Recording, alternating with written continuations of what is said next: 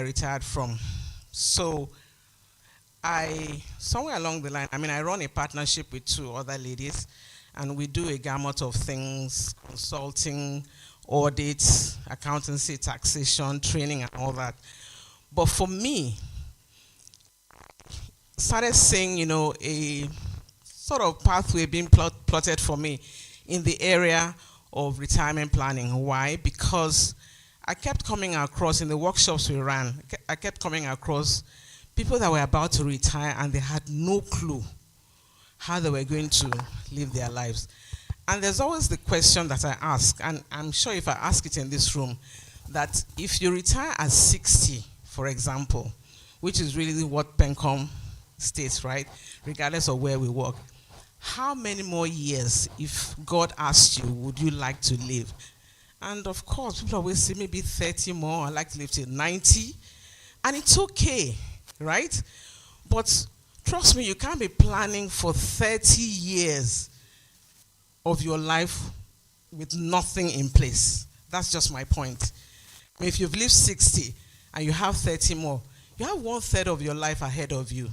And it's not about the fact that you've put aside money. Truly, you cannot have a good retirement without money. I'll tell you that. But there's so many other things to contemplate. And those are some of the things we're going to talk about here, and I come to the finances. So I have here my colleague. Let me just tell you the truth. The fact that I was going to come and face you guys, I just thought, let me bring along. Well, Taiwo actually was my colleague in Criteria Selling Pensions. He's a pension, and he'll be taking us Pension Reform Act. This is not working. So when we're talking about the Pension Reform Act, Taiwo is very good at that, and he also talked us through some aspects of entrepreneurship. Okay, there was a reason why I asked us to start with what we ticked there, and let me tell you that I'm surprised that I had so many red ticks. So I would really like to drill down, because when we talk about concerns with finances, what do we mean? Is it the fact that we don't think we've saved enough? Is it the fact that we have not consolidated? Because that is really a key aspect when we talk about finances. You've bought this property here and there, but as time goes on, you do have to consolidate, possibly sell off some, because in your older age, you will not be able to manage those. So I don't know what the concerns are, but I'm sure when we get there, we'll be able to interact more.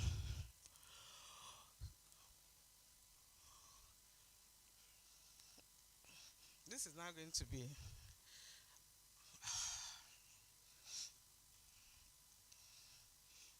Sorry, the equipment from the hotel seems to have challenges. And I hate that.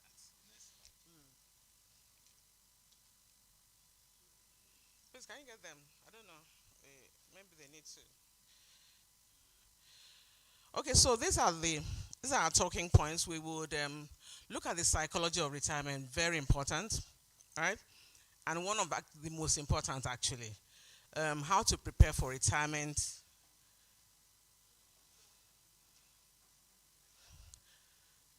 I have to point to the... don't move it again, because I've started talking. Okay. Oh, thank you.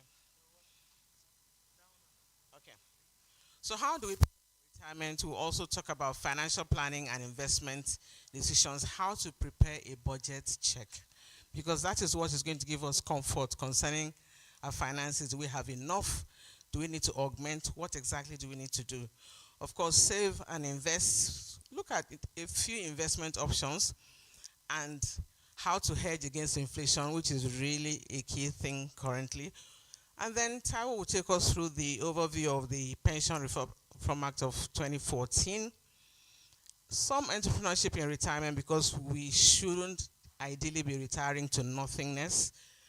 Succession planning for those of us that run our own businesses. At what point are we going to step aside? Are we going to be doing it till we leave this earth? Because I think one of the most critical things for people that work for themselves is knowing when to step out of it. And when we do, should the business die? Do we want it to continue? Do we want it to just be the average Nigerian business that phases out with the owner? Hopefully not. We'll look at wellness and retire and healthy living, of course, legacy and giving back, because this is the right thing to do. And then estate planning. What's going to happen when you are not here? What plans have you put in place? And then we will conclude. Okay, so by way of introduction, I always say this, that retirement is one of the major milestones in life, right? And it's that time when all the money and plans you've set aside for a rainy day have to now begin to work. However, very few people give it the attention and planning it deserves. How many people here have ever attended a retirement planning workshop? From your place of work, right? Okay. But not run by a PFA, hopefully not. Was it by PFA? Okay, great. That's good.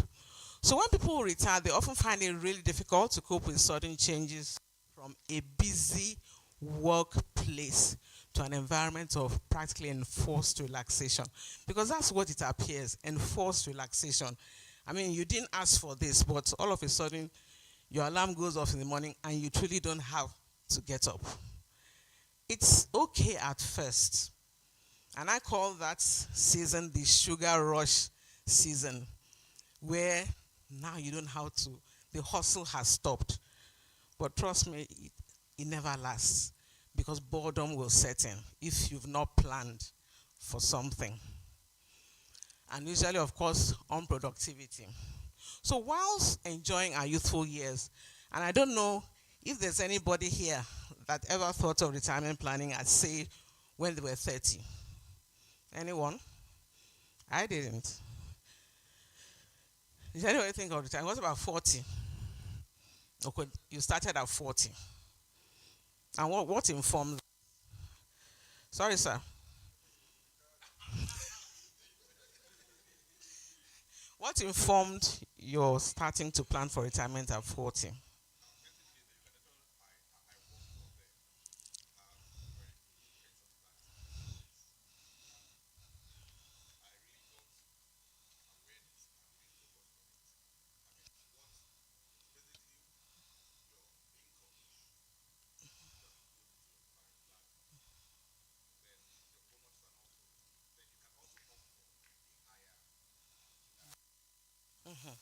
Of course. Yes.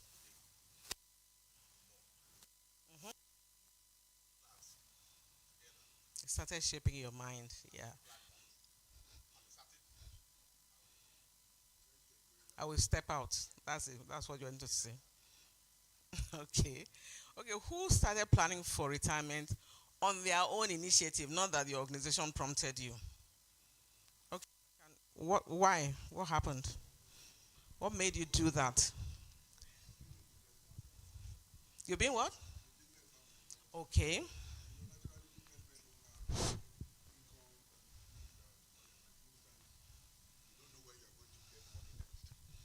So you kind of make sure that whilst you are strong and able to make money, you put a lot of it into investments, because you don't know where your next pay is going to come from. So basically, you invest as much of what you have as possible, so that, and you only spend out of your returns, the returns on your investment, and try and grow it, relatively to meet inflation and other things. Yeah. Yeah. I mean, for me, that's really genius, because he came to that by himself, right?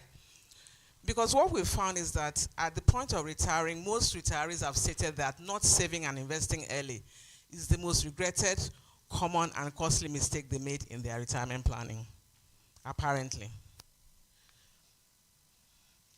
So there's an emotional preparation for retirement. So, because as you near retirement, and I assume that most of us are at that stage, am I right? Okay? A lot of the conversation is frequently centered on financial preparedness, and the evidence is there on the flip chart, right? But if you've done all things right, you have a financial plan in place, I believe. You've planned for various what if scenarios. If this happens, this is what I'll do. So all that is pretty mapped out and down pat, right? What's often a last minute thought and rarely discussed is the emotional side of this huge transition in your life. So really, how am I going to spend 30, 35 years doing what? Assuming that financially I'm even okay. So emotions or mental state can present more of an obstacle to a smooth retirement transition than your finances. And this is true. Retired people go from a state of feeling invincible, waking up with a purpose for each day and a reliable income, to a state of vulnerability where you have the freedom and time to do what you really choose, but you are not satisfied. You know, when we are working, every morning you wake up, at least Monday through to Friday, there's a sense of purpose. You know exactly where you're going to. And for men, I know also that psychologically our job defines us. Our job, because if you're asked to introduce yourself, most people will never say, oh, my name is Wale Goodluck. My name is Mukhtar Bakari. No. You must add CEO, AGM, GM, this. That is just it. So when we then retire, no, of course there are exceptions. When we retire, what happens is we get to that party. The MC wants to recognize us and they come to us and we're supposed to write our names. When we write, we now write former. Nobody asks you to write it, but you just feel that at least something has to hail you now. You can't just be Raymond. Nobody asks you for who you were. But that is a sense of invincibility that we carry when we are working, because we are Oga somewhere. So most people assume they want to retire, and as soon as they feasibly can, but they've not really looked deep into what it means to their day-to-day lives, right? So we can then, in retirement, go through many phases of emotions. You might initially start with a sense of freedom, like I said. Okay, I don't have to go to that place anymore, right? And then you can also experience some bouts of regrets. And that usually comes from, for guys, it comes from finances. If only I knew. I came across a guy once in one of my retirement workshops. This is a very funny story, because these were people that used to work, I think, Nigerian Railway. So the guy, this was his big issue. Because he said all the time he was working, at least 3 times a week, they used to go to a bar. To us, I guess that lounges, right? For our big boys. Okay, this is bar. So what to you, maybe it's lounge. So that there they knew him as, when he comes in, they hail him, 1874, something like that. I think that's Guinness. I didn't know until that day that was the founding year for Guinness Stout. 1859. Aha. Or something like that. That was his nickname. So he comes in, he buys for everybody, right?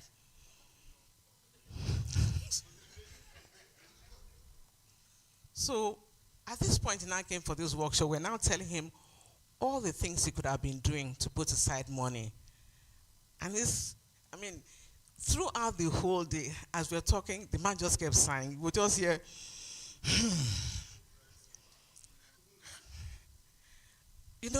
okay, what is it? That was what I was hearing at first, even before I engaged him. And then he now told me about this 18 whatever. So there are a lot of things, that come as possible regrets. It could be with our health. If I knew I should have been going to the gym, all those times I was just faffing as a young guy. So many things. And then, of course, boredom. If we had not articulated a plan. Because when you're bored, and let me say here as a female, and I think women should be the best people to talk to men about retirement planning. Because I can tell you what is in your wife's mind. The last thing a wife wants is a bored retiree husband. I mean, because all of a sudden, I have a friend whose husband retired. When she wants to go to the shops, he's ready to drive her. If she says she wants to go out for lunch with her friends, hey, let me drop you. No, don't drop me. Because the guy had nothing to do with his time. So he was now a very clingy husband. And for most of us guys, when we retire, because usually the man is older, so your wife may still be working for a few more years while you're in retirement. So she's putting on her power suit, saying bye-bye to you, children are off to school, and then you are left in your boxer shorts and the remote control in your hand. Not a good picture. Because for her to, it becomes a source of frustration. I mean, nobody wants a clingy husband. I'm telling you. So there's that, and then of course there's anxiety and, God forbid, depression. If things now don't add up, depression sets in.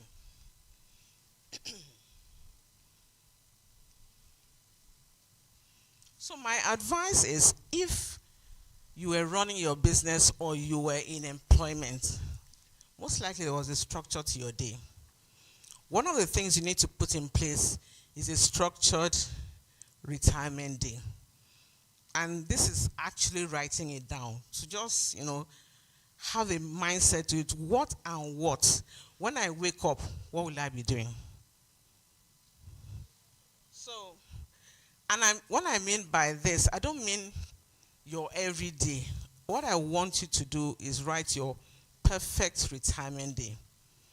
Meaning that if I had this type of day, then I know I've done well. Right?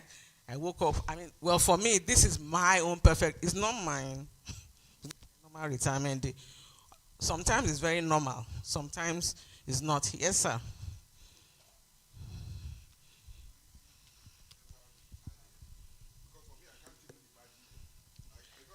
Down.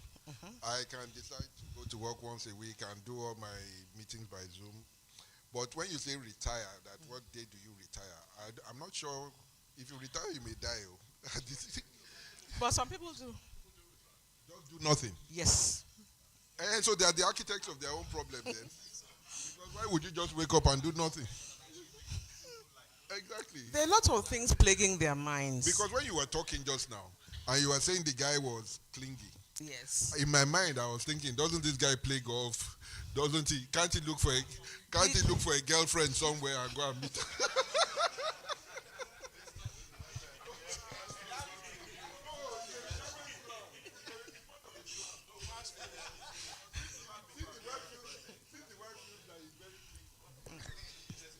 He can divert the clinginess somewhere else now. He can if he has excess energy, he can put it in other things. Okay, so that's why we're here. So, what else would you put that energy? We're trying to just make sure that you're not that person that wakes up to a blank day. Uh-huh. Yeah, don't wake up to a blank day. Nobody also tell you that depending on friends sometimes, because if your friend is busy, then you could become a nuisance.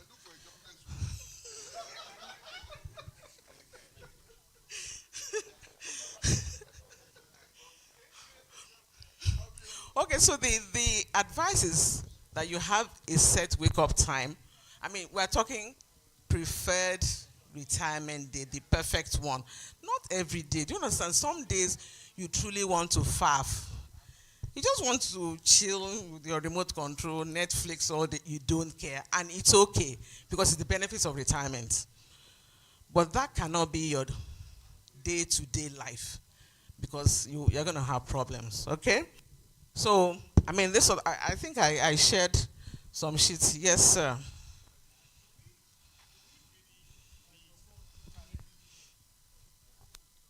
Can our days really be structured? Really, technically, can we really have a structured day? Apparently, yes.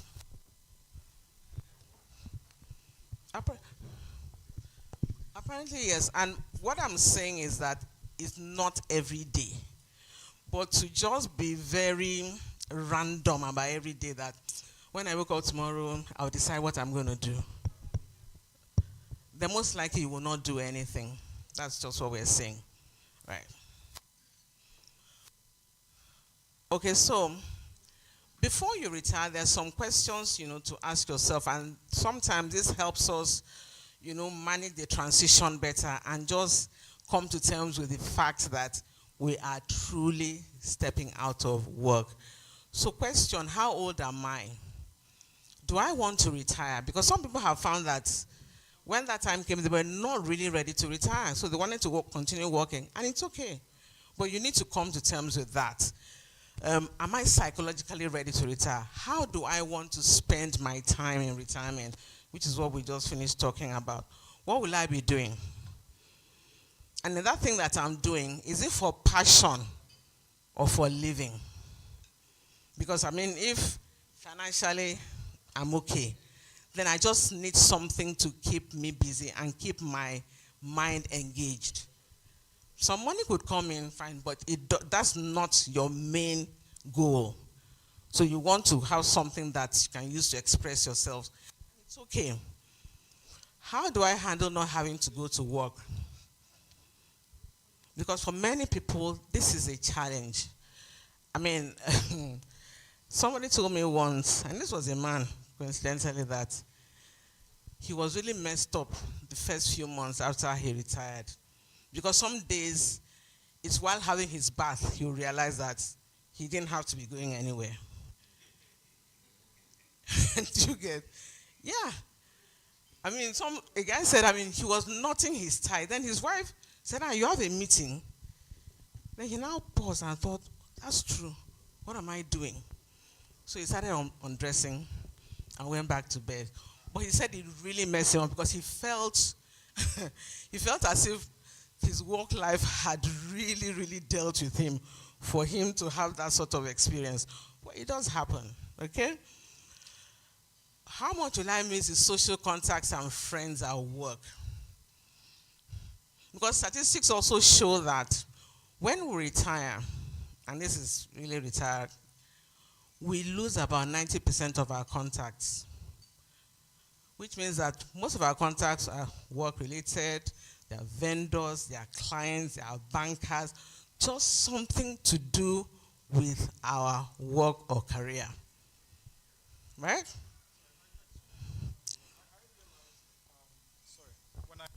When I left my last job, which was many years ago, you're absolutely correct that you realize that you lose literally everybody on your phone, okay? But then I think for me, what has come to play a whole lot are the friends, this set of friends here. Because, you all of a sudden you realize that those friends you made at work were not really your friends. It was just, you guys just tolerated each other. Very true, yeah. So, and will my friends also be retired when I'm retired? Because when we talk to millennials and they say, I want to retire at 40, want to chill, travel the world, do this and do that. So, will your friends also be retired? Because you don't want to be that nuisance friend that is now trying to text people while they're at work. It's like, oh boy, you are the one that chose to retire early.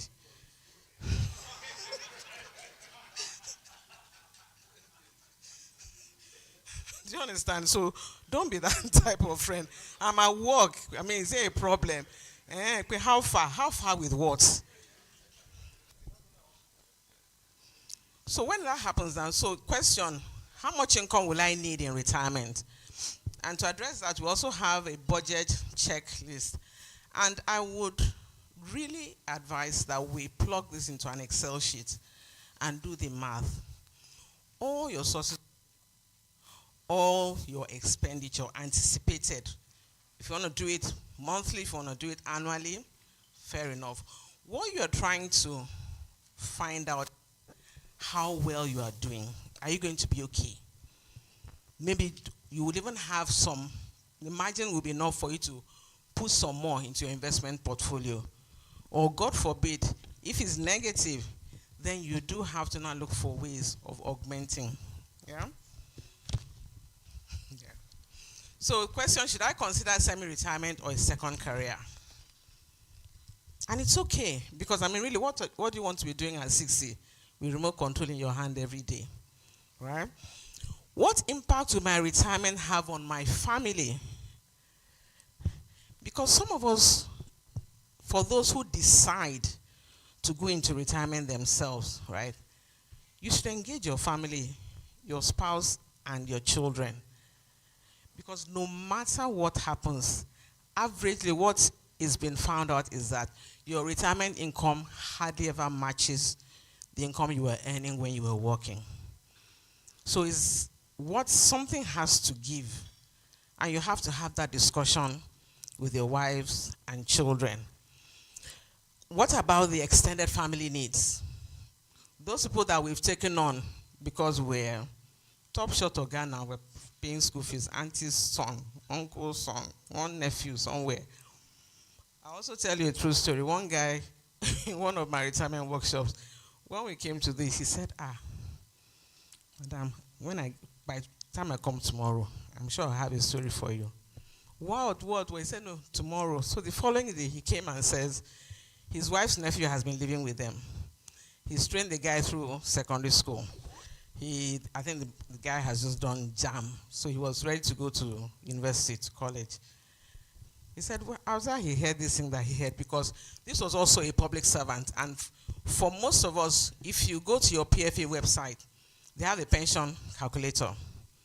So you can actually have an idea of what is going to be coming to you if you've been under the Pension Reform Act, okay? So it turns out that this guy was going to be earning about 65,000. First, shocker. Because, it was like, as how? I said, okay, that is, see, they've been deducting your money, and this is what you get. Is this not your level? He said, yes. So, but what if I want all my money? No, you can't get all your money. Because when Taiwo comes, he's going to talk us through that.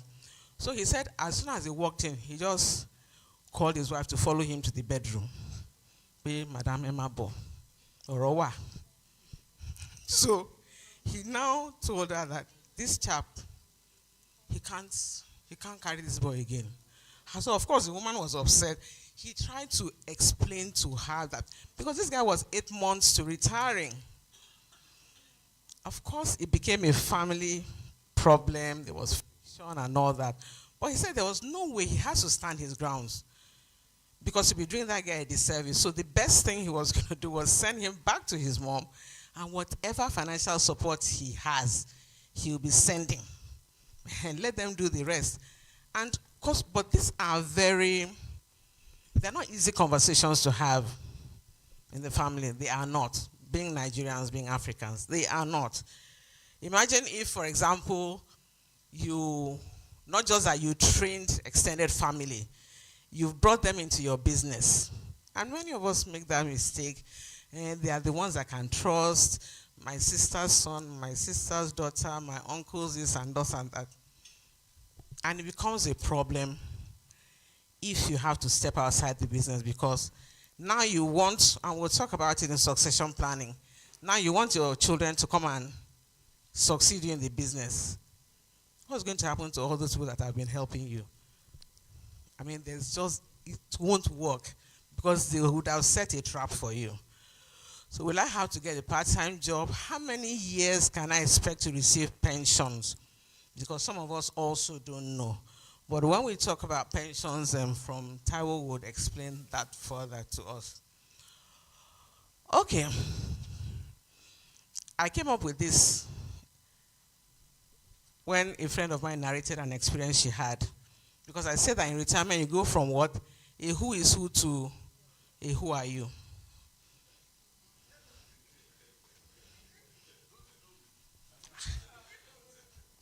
And honestly, it happens.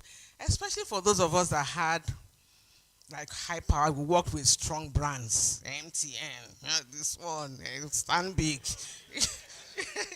You know? Yeah, Chevron. Who doesn't know Chevron? Who doesn't know ExxonMobil? You know all those things. You were We're just working for a million side, no pressure. Okay, this happened to a friend of mine. We used to work in the bank together. So she said when she retired, of course, the company she's been going to all the time. Because, Nigerian gatesmen, your car has to speak for you. Your car first. That even determines whether they will even approach your window. And then, that dreaded question, from where? Do we know it? Okay, how do you answer it?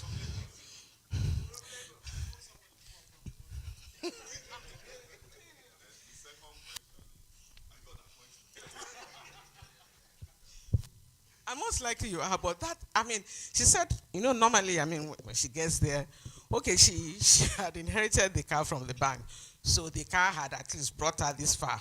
So the man came and said, from where, ma? She said, instinct that she was going to actually say, oh, from so and so bank. And then she remembered that, no, she's not there anymore. Because that is what used to fly the gates open. I want to say I'm from ExxonMobil, from Stanbic IBTC, I'm from UBA, yeah. So she said, she found herself stuttering a bit because she now thought that what kind of stupid question is this? Who even invented this question? She was venting to herself, So she said, just to be ridiculous, she said, from my house. He said, to see who? She mentioned the MD. Is he expecting you? Yes, he is. But the guy was hesitant about opening the gate.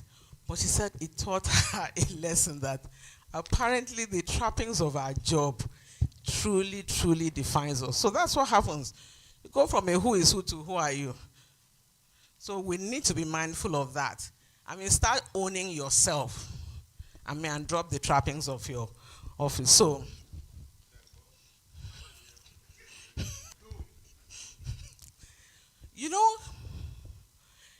when we retire, when people ask us, oh, you've retired. Oh, yes, I retired from Lagos State. I retired from. But what I feel is the thing should be what you are retiring to. Never mind where you are retiring from. The Lagos State retiree. What does that mean? Who are you now? A Chevron retiree. What? How? Who are you now?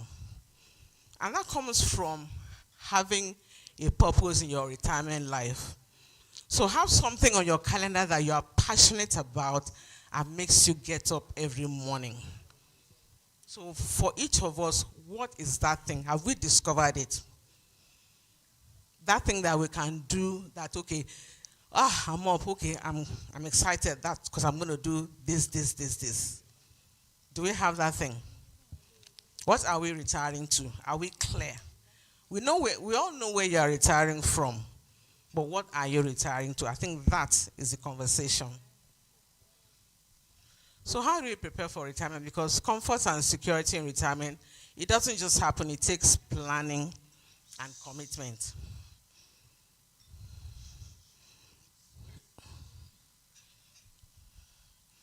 Planning and commitment. So to achieve this, you must paint a picture of the type of retirement you want. And only you can paint that picture. Just picture yourself. And that would include what would I be doing, where would I be, where would my children be, what sort of lifestyle do I want. Paint that picture. And then you estimate the resources. Yes, sir. Yeah, so my own question is, this retirement planning, basically what I hear you talk about is all kind of futuristic and things that you do. You decide when you want to start, or you find an ideal time to start to match what you're thinking that you want to, the lifestyle you want to live in retirement. And when you get to retirement.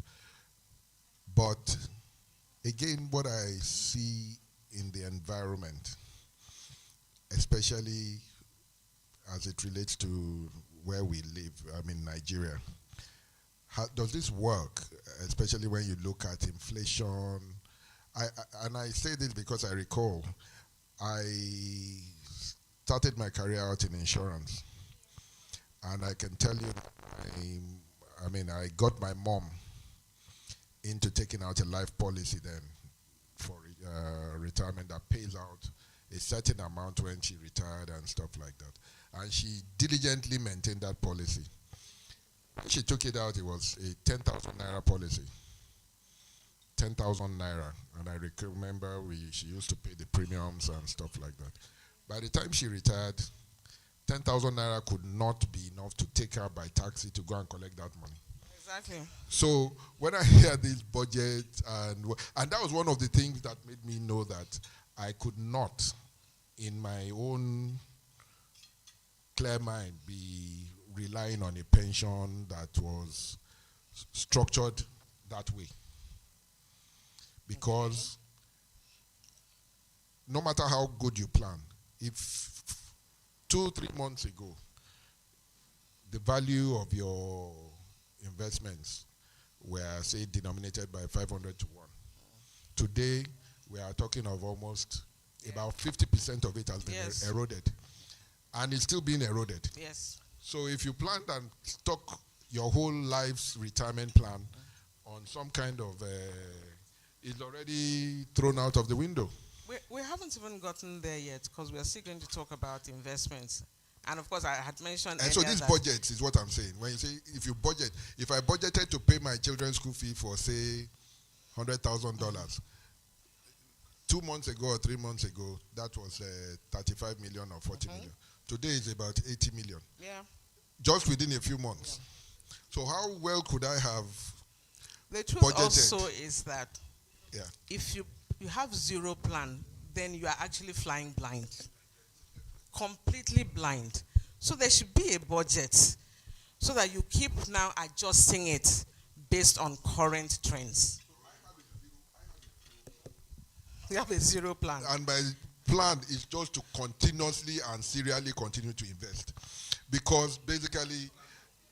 that's a plan. Because if you don't serially continue to invest, you will just find out that the way this and inflation... that is what you should be doing. That is what you should be doing. That's a plan. And I applaud you for that. It is a plan. Yes. Exactly.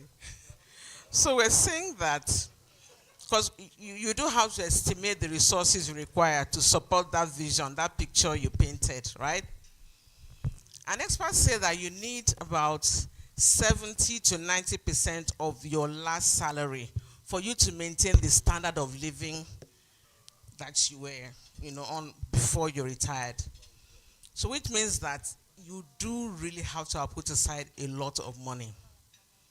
Because when you stop working now, nothing is coming in, right? And if it's coming in, well, you're just now augmenting. But do you even can you envisage 70 to 90% of your current income in retirement? That is what can start giving you some level of comfort that you're on the right track. Yes, Raymond, please. I'm really concerned about those numbers, 70 to 90%. Technically, if you're retiring at, take an average age of 60, the presumption is that most of your obligations, most of your financial needs would have reduced. So how can we still be at 70 to 90%? And then structured pension plans are usually about 30 to 40% of the income anyway. So how are we going to still... Because your lifestyle usually also changes a bit. I find that it's in retirement that people travel more. People have endowments, they are giving back, and those are obligations they want to meet. Right? So that is what informs that you're not, transportation is less, fueling your car and all that. Medical expenses are more. Because now, okay, you are an exception. Well, for the rest of us, medical expenses are higher the older you are. So those things are still part of what plays a part. So yeah, like I said, medical care costs will likely be higher later in life. And if you're going to be paying for it yourself, you have to take cognizance of that. Downsize your debt before you retire. Because if we are talking about being able to at least have 70 to 90%, which means that it's not at the level we were earning when we were working. Should we be using out of that money to offset any debts? Actually, we shouldn't. So the advice, and this is if we can, try and downsize and nail out any debts you have. Okay? So consider accelerating your mortgage payments so that the loan will be paid off before you retire. That is the best bet. Sorry, sir? That's for. We do have mortgage. so, so how do you calculate your retirement income? It depends. Everybody has, depending on where you worked or how you worked, it could be what you have in your retirement savings account. If you have some employer pensions that came to you in addition to your RSA, gratuity schemes were rife. And so the rest of the funds may now likely come in from whatever vocation you've taken on to do. So ideally you should be paying yourself some salary from there. Of course, your savings and investment portfolio. And maybe if you have real estate and all that. So you should calculate it and have an idea how you are doing.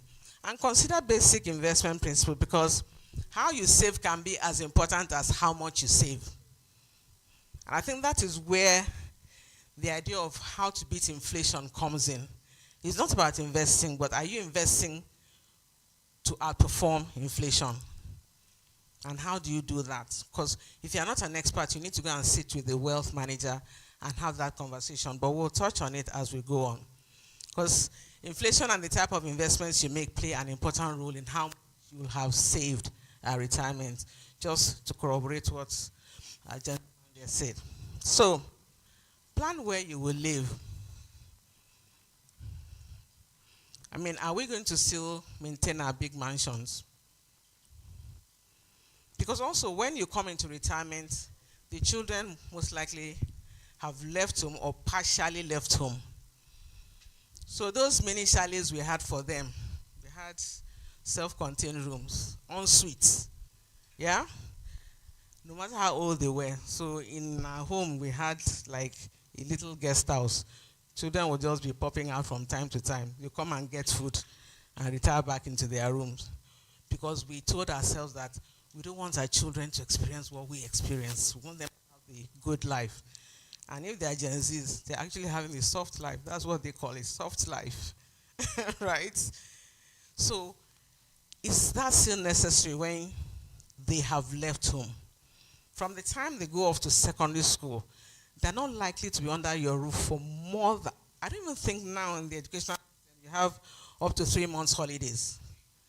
Do we have passed that stage? I don't know. Asuko. Do you understand? So, how can we be locking up rooms for tenants that only spend 6 weeks on holidays? Does that make sense? And most likely those sorts of houses come with, you have to pay security, you have to pay a gardener. People have to be paid to maintain that mansion. So is that what you expect to be doing in retirement?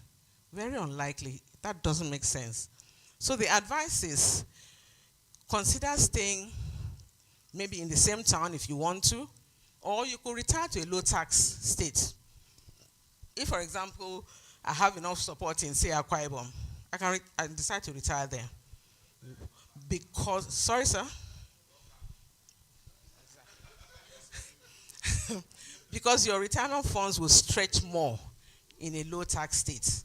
One, you're paying very minimal for accommodation, food is cheaper, and all those things, right? But you can stay in wherever it is you are, Lagos or whatever, and now move into a smaller, financially managed place. Which is why, I see all the developments coming up in Ikoyi, Lekki, and all that, and people are selling off their big mansions to move in there. Because also, the older you get, the less strength you have for buying diesel, buying fuel, sending driver here. And it's a nightmare. So all you want is light, Abby, and pay for it. All you want is water, you pay for it. But do it within your budget. And my advice is, do your permutations to arrive at the best suitable option for you. Because what constitutes the service charges is all the gang things that they claim they'll be giving you: swimming pool, gym, a lounge, this, that. But will you be using them?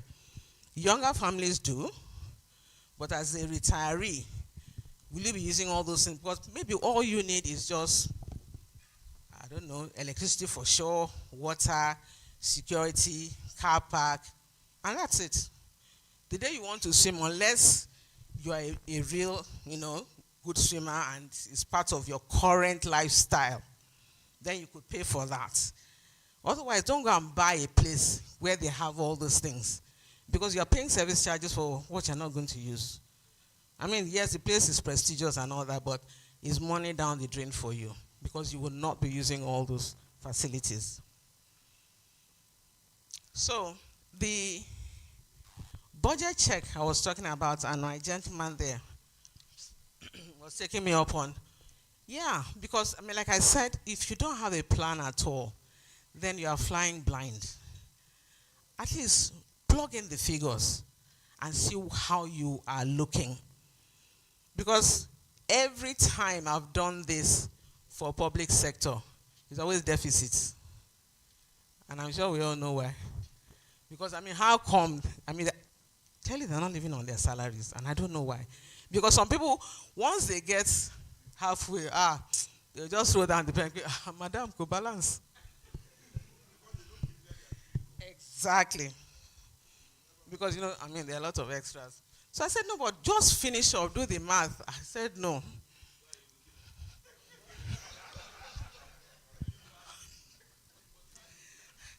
And I'm sure you saw me put children financial support. I don't believe in it. I don't believe in it. But many men take me up on it that, what do you mean?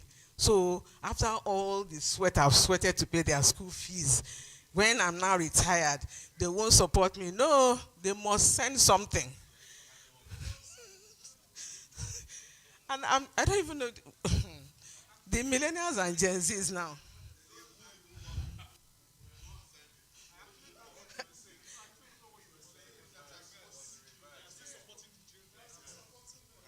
No, a lot of people feel that no matter how small, that is un-African for your child not to be sending you something. And I said, first and foremost, do you know what a struggle it is for young people in Nigeria, in this Lagos? Because as we speak, my son is 35. He's living at the back of my house. And he's eating from my kitchen from time to time. All he has promised me is that he will not get married in my house. I said, okay.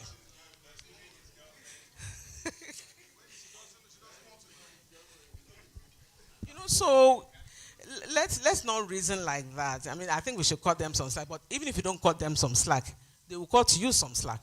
They won't send you shishi. No, they won't.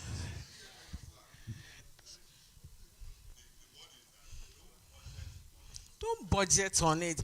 And there are many of them are really kind. From time to time, they will bless you, but let it be a free will thing. Yes, sir. So, madam, are you saying if that's your 35-year-old now, goes off one day, gets a good job, and he has a good job. Oh, great. So he comes back and says, Mom, this is 100,000 naira. You will not collect it. No. Let me tell you, and we will get there. He pays for all the electricity that's used in the house. No, you must pick a bill. Hold on, no. That's not coming to you. He's paying for his own electricity. I'm asking you. No, for the entire family. Oh, he contributes to the. Okay, yes. That's his own contribution. He's earning salary now.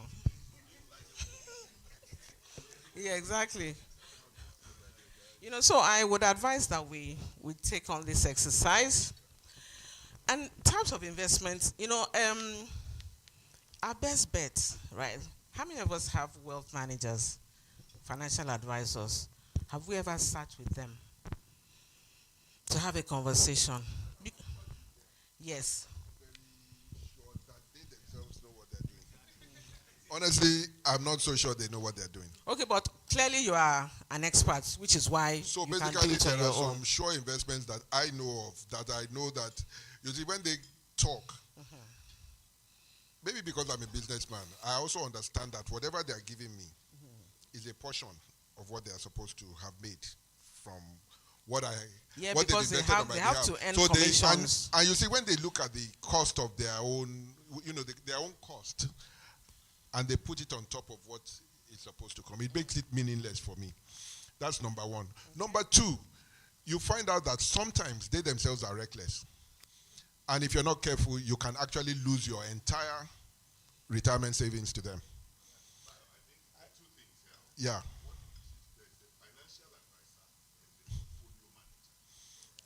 I don't know the difference. Portfolio manager is the one who gets money when he makes an investment on your behalf. But a financial advisor is somebody who will sit down with you and tell you that, well, I think you should put XYZ in real estate, XYZ in bonds, do that, do this. It's your portfolio manager that you need to be careful about. I totally agree. Thank you, Mr. Let me Goodluck. respond to quickly to, you see, where I come from, right? Which is I'm an Ijebu man. okay. So they will say that if somebody wants to buy cloth for you, you will first look at the cloth that he's wearing.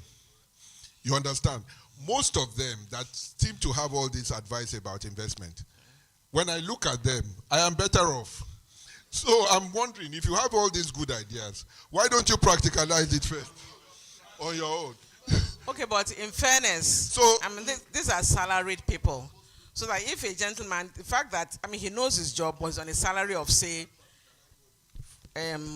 250,000 a month, and you have come in with an investment portfolio of 100 million, you can't compare yourself with him now. He's doing a job. He's a job. Somebody pays him to do that. So he has the expertise, but he does not have the deep pockets. I just wanted to corroborate what Bayo said. It's like somebody selling you the book how to in traffic. Somebody in traffic selling you a book about how to be a millionaire. That's what Bayo is talking about. No, I disagree. I disagree because, Madam, let me clarify a bit more. okay. And I will break it down. If the money you are going to invest is money that I have made, if you also agree, I mean, and Didi was saying, oh yeah, you are better off than them, that they don't have the funds to invest, so they can't practicalize. I also said the same thing. Yeah, you said the same thing. So if I've found how to make that money, and I can do it and I'm doing it on my own, do I really need you? No, good for you. I mean, honestly, if Do you I? have, No, I'm just asking. I'm just asking. I need an answer from you. No. If I have already got the knack of it, yes, do I need you? do you need me as a financial as in advisor? the financial advisor. And we all agree. The truth is that it's not your area of core competence. So Uh, you need a professional to guide you on Okay, how so- to package your portfolio. So let me repeat. Your portfolio could be getting much more than you are making now. Okay, so yes, could it be that? And I'm saying that maybe my yield, but again, it's a question of risk and whatever. I'm in control of what I'm doing. By the time I let go of control to somebody else over what I'm doing, I could actually lose the whole thing. But let me also tell you that ideally you should enter into an engagement with that person. I mean, going by your season of life. So the person has advised you that this is how I want to structure your portfolio, this percentage in equity, this in mutual trust, this in real estate. You may tell the person, listen, I mean, because everybody has different risk personalities, different investment personalities. If you feel you can do a bit more in, say, equity, tell them that, I mean, I don't mind taking the risk, but of course it's selected stock options now, not just anything. So you can increase that. Because his role is to make sure that he is very risk conscious, especially for the age that you are now. The main goal is usually not the highest return on investment for somebody going to retirement. Well, It's the security of funds. Number sorry. one. That's what I said earlier. That as you approach retirement, Yeah. I think it's a wrong time to begin to hand over your savings to a Okay. third party.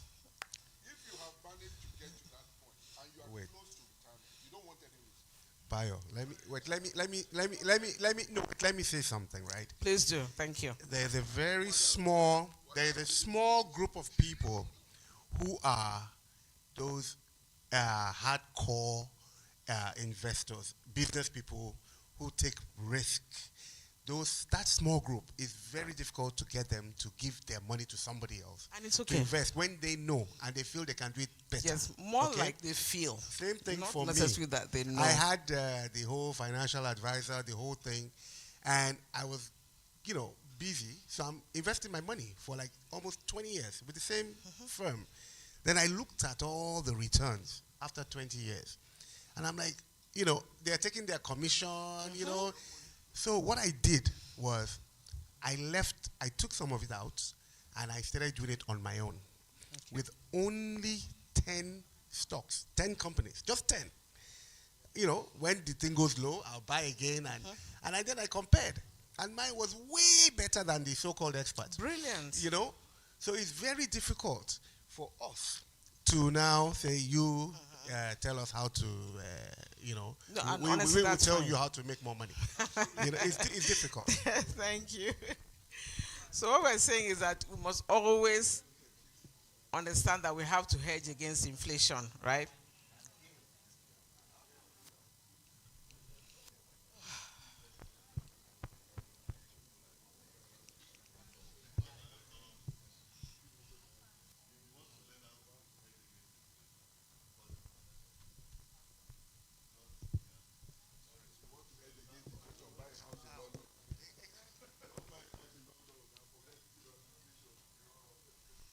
So, like the gentleman there said, I mean, this is his area of specialization. He invests in equities, and truly, it is one of the ways, to at least hedge against inflation, right? Because the market can be quite, rewarding. So you can have a diversified portfolio, like we said. Not all of us have the knowledge of investment, so we still need to go sit with a financial advisor and somebody that will design a portfolio for us. So these are and about 2 months from now, I used to advise when inflation started getting really crazy that a worst case scenario, take your money, buy FX from Malam and put in your dorm account. But you can put FX in your dorm account the day you want it, the bank will tell you they don't have. That's the current experience. So scratch that. If you don't have a foreign account, put it in your wardrobe. Because like you predicted, 700 and something today, maybe before the end of the year, who knows where we will be. And that is the truth, okay? So investing in dollar-based assets is still the best hedge against inflation right now. Yeah, exactly, with some stocks, okay? So if you have the ability to do this, I think you are better off than somebody that has a Naira-based portfolio in mutual funds, treasury bills, bonds, nothing. So real estate is still a great investment when done for the right reasons. So you focus on purchasing, holding it, and then hopefully selling in future, or it could be for rent, right? One of the most important things we need to know that is we should invest in ourselves. And I speak as a current retiree myself, and I'm a member of my old girls association. I mean, I applaud you guys for this thing that you're doing. My old girls, Methodist Girls High School, MGHS. Oh. Maybe some of our wives have. Anybody with an MG wife? Oh, no. Oh, nice.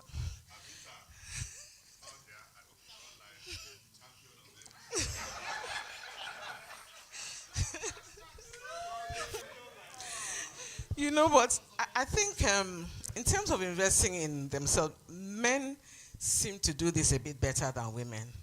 And I don't know whether it was years of just being maybe a wife, a mother. So we become so pedestrian in our outlook. Because I remember last year, we were sending out emails to all girls, and I didn't get any response. So I called one of them and asked them, you've not replied the email now. Hey, who sent the email? I said, yes. Me, you said, but I thought my bad day one by me. That is when the children come, they would help her. So that is the level that we are. So kudos to you guys. Oh, you are doing very well, honestly. So, but how about, when we talk about investing in yourself, if you look at the world 5 years from now, 10 years from now, what skills have you acquired to make yourself relevant in the next 5 years? Because the world is not tolerant of dinosaurs anymore. At all. And we can do that. For some of us that are in employment, that will be the hedge we have over, or edge rather, we have over somebody else for promotion and all that. But you do have to make yourself very relevant. Acquire all these skills. And some of them could be complementary to what we currently do. Right? And most of it, of course, is technology based. If you are already under the pension reform scheme, is it possible that you could open an AVC? I mean, if you're still contributing on. Because for people that are a bit younger and they're still contributing, and you feel you can stretch yourself, you should have an AVC, an additional voluntary contribution account, where you've told yourself that, listen, I can actually do more, and it's still under the same umbrella, the same investment principles, the same PFA, and all that. So this is what is able to increase the value of retirement savings, for you. So you can do that during your working years. Sorry. How many of us understand the concept of emergency fund?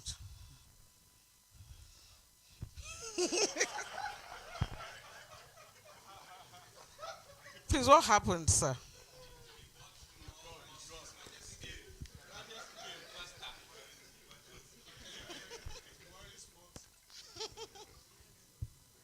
Yes, of course, everything is Buhari's fault. So if you don't, I mean, when you're talking to big boys, you don't even know whether this applies. Abi? So this, of course, this is just something for your family reserve in the event that you're not able to earn money. Yes, sir. You always talk about big boys. Who are the big boys?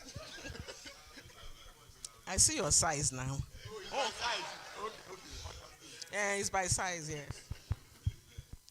So the idea of this is to calculate by estimating a total of, say, 3 to 6 months. Some people are pretty, more, how do I put that, adventurous, and they say 6 to 12 months. But that's a lot of money. What we're just trying to do here is money you can easily access in the event that, God forbid, a family crisis, something happened overnight. That's not the time to go and, unbundle your investment portfolio. No. That's not the time you can go and ask a tenant to pay you rent. Do you get? So this is just money you can quickly access. So you put it in a deposit account. It's not about the ROI, no. It's just money you can quickly access, right? To sort out, God forbid, Third Mainland Bridge, somebody bashes your car, you had forgotten to pay the insurance. So no, this one is in Naira. No, like I said, it's not an investment money. So if this reserve is currently not in place, do whatever you can.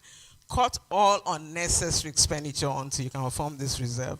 This amount should be left unused. So I think I would advise that you should go back. Please, as we age, this is really important, embrace the digital.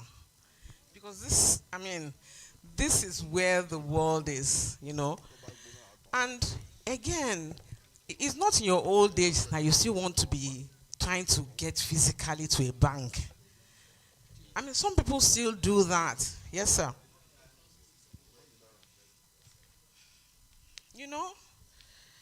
Yes, please.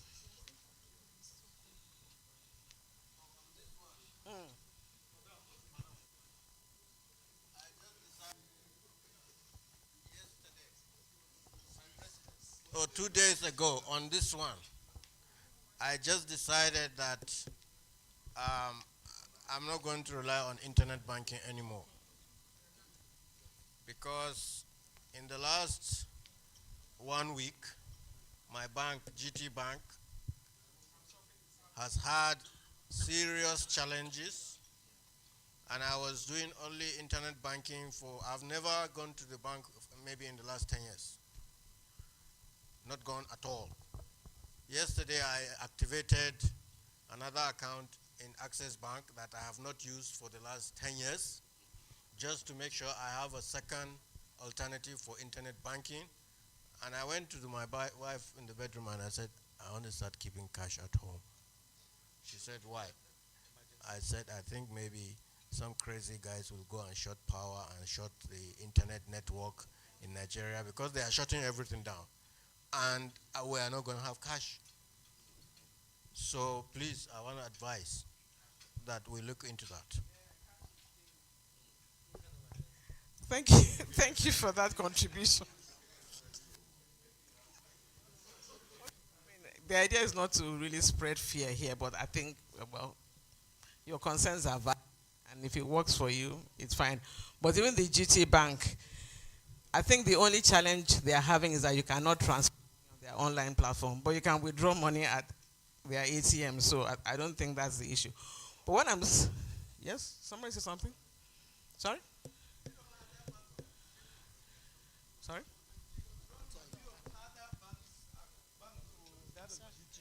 No, you can withdraw with your GT Bank card. Yes, you can. I mean, I don't know. I'm not aware that there's any issues with that because they are not my main bankers. So, of course, it's advised that you embrace online banking. And the idea is that you don't want to be going to the bank physically for every transaction. Because, there are retirees that go to the bank just for activity. You don't know.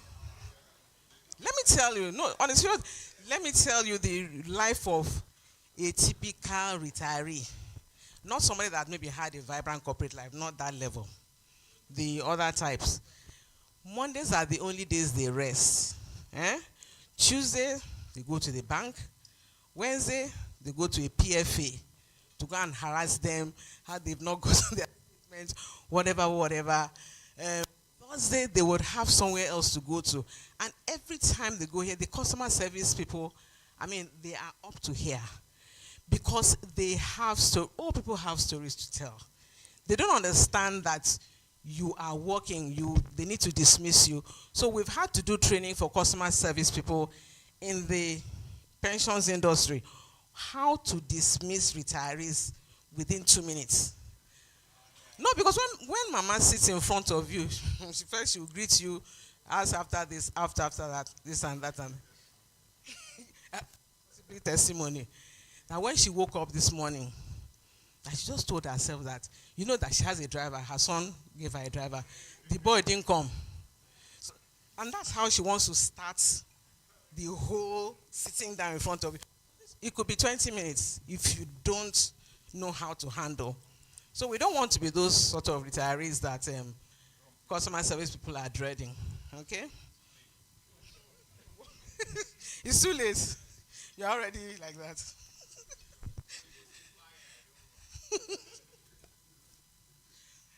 So of course, online sales, purchases, because also prepare yourself for the time where all those domestic help we're having now.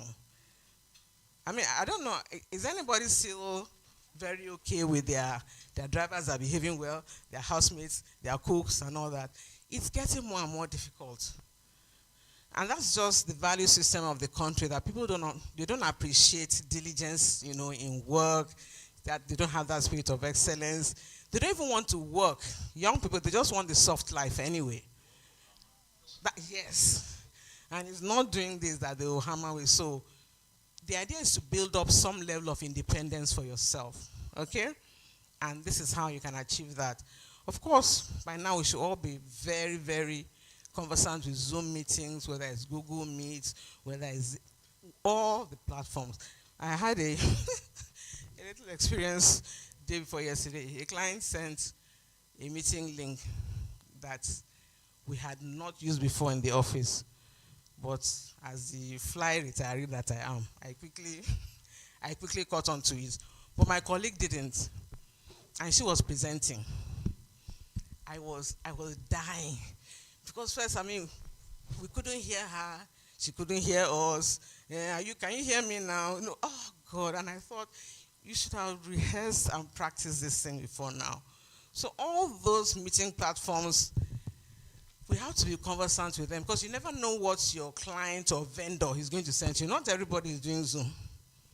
There are many other ones now. So yeah, webinars are really cool because I found that, I mean, during the pandemic, I learned a lot because there was nothing else to do. I mean, we're all webinar weary, but many of them were very knowledge imparting. So those are some of the things we can do to, just get your brain working. And social media is not for those children. It's for all of us. It's for all of us. Because you need to know what is going down, current trends. Beyond. I mean, if I don't know what's going on and I go on Twitter, 10, 15 minutes, I'm good. I know where the country is. And it's as simple as that. Of course, if you are in retail market, you should be on Instagram. And it's not for those children. Okay? I'm going to hand over to Taiwo here to just talk us through. Yes, Wally. I just wanted to share, some of the realities of retirement planning and, the things that people face in the real world. I've had the benefit of retiring before. I had maybe 5 weeks notice of my imminent retirement, and I had to leave my job in December of 2015. Prior to December of 2015, from when I started NYSC in 1990, about October, till December 2015, I had never missed a monthly paycheck. So I am the quintessential employee. Even when I have changed jobs, I have done it in such a way that is back to back. So the idea of waking up in January of 2016 and not getting a salary on the 26th was just alien to me. A lot of us really have no idea in terms of what it is like when you're out of a job, and as you get older, the possibility of you getting another job is, it's very, very limited. So I just like to say, one, in terms of you must live well below your means. That's, I think, the first rule. So if your income allows you to live at level 10, my brother, please live at level 6. So that when society or your job leaves you, you can consolidate at level 6 and you don't feel so bad. If you are living at level 12 and your job leaves you and you have to fall to level 4, you will go into depression. I think also there's something that I think that we should all do, particularly for those of us who are in paid employment, is a stress test. A stress test is very easy in terms of knowing how you will survive post-retirement or loss of your monthly income. Is while you're still working, I'm 55 years old. My favorite day of the month is still the 26th, after working all these years, and that's payday. The reality is, if you are still working, you should do a stress test such that when you get your salary, don't touch it. See how can you manage with your expenses, your day-to-day, without actually accessing your salary. If you're in a job where, apart from your salary, there are other things that come with the job, avoid everything and just focus that, look, this is what life will be like post-retirement. And see, can you go 1 month? Can you go 2 months without breaking the bank? Then you are preparing yourself for retirement. I think it's very important also that when you are planning to retire, or when you have to retire, you must devalue yourself. It's a very clear understanding if you want to be all right post-retirement. If you are carrying your job and your title on your head, you are headed for depression. So you must realize very quickly, and you made a very important point in terms of when you retire and your friends are working, you find that you start being a little resentful of your friends because one have no time for you. So you can't call, hey, how far? You find someone, your best friend at how far at 4, he's going to say, will you sleep? You know, because at 4 o'clock, he's in the thick of his day. More and more, when he's finishing work at 7, 8, he doesn't want to hang out, he's going home. Or you say, I sent you a WhatsApp, you didn't respond. The man has not read his, because he has other things. So I think it's important that, as we all prepare, there are good stories, there are people who own their businesses, who don't have to retire at 60, so it's all well and good. But I think for the generality of the people, those of us who are in salaried employment, those of us who must retire and abandon, another thing you must also try and do, a big regret is if you can have your own post-retirement business. Very, very important. Your second stream of income, very important. Thank you very much. Thank you very much. Hello. Okay, so I want to corroborate what Wale just said, and the fact that I didn't hear you whilst talking about, whilst in employment, and for those who are still in employment, talking of multiple streams of income. It is extremely, very, very important. And if you are a mono source of, if you are currently operating on a mono source of income, I would say that as soon as possible, first of all, you must begin to think that if that job is terminated tomorrow, you are very, very vulnerable. You are open to all manners of risk. So as quickly as possible, it is extremely necessary that you must, even while you are still in that employment, begin to seek alternative sources or streams of income, no matter how small. Because these things take time to, gestation period for these sources of income takes time. And aim at it being repetitive in such that it keeps coming over and over and over and over and over again. So for example, if you are in employment and you are a director somewhere or an assistant director or a deputy director, it doesn't stop you, for example, putting some of your money into a car wash, for example, in as much as you know that every day people will wash vehicles in that place. It doesn't stop you from opening a laundry. It doesn't stop you trying your hands on something else that is outside your comfort zone. It doesn't stop you from renting a house and doing an Airbnb or even doing a guest house or something that beyond your salary, you are still able to earn something. You can say, initially set a small target, maybe 500,000 a month, and then see how you can grow it. From 500, it will become 750, it will become 1 million, it will become 1.5 million. And you definitely, if something happens to your main source of income, you have something to fall back on. And that can actually take you through,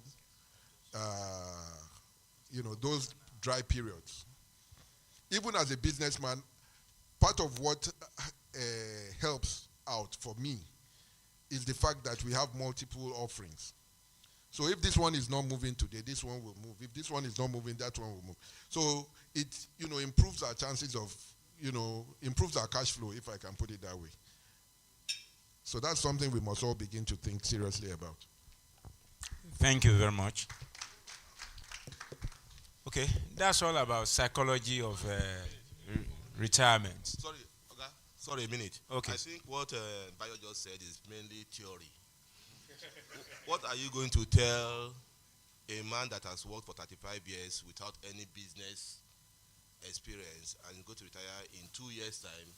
You are telling him, look for another source of income, multiple streams. I think it's just book, when you read so many of these books, multiple stream, how do you get about this multiple stream after working 34 years without going outside? They now retire and you start a car wash business. You are going to lose your money.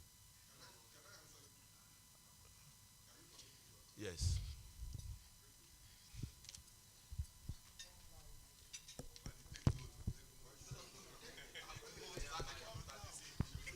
Did I talk loud? Where there's microphone. So my or my brother here is still worried about the fear of the unknown. Whatever you are going to learn in those days when you say you are going to lose your money, you are not going to put all your money. Whatever you are going to learn, it is better you learn it while you are still in that employment. So that while you still have, even if you have 2 years, I'm not saying put all your money, but whatever you are going to lose, if you lose it, you still have a chance to make it back. However, if you have to start learning those lessons after your retirement, it is late. It is much worse. The impact on you will be much worse. At least, if nothing else, even if you lose that money you put into that business, that is one sure business you should not do when you are in retirement.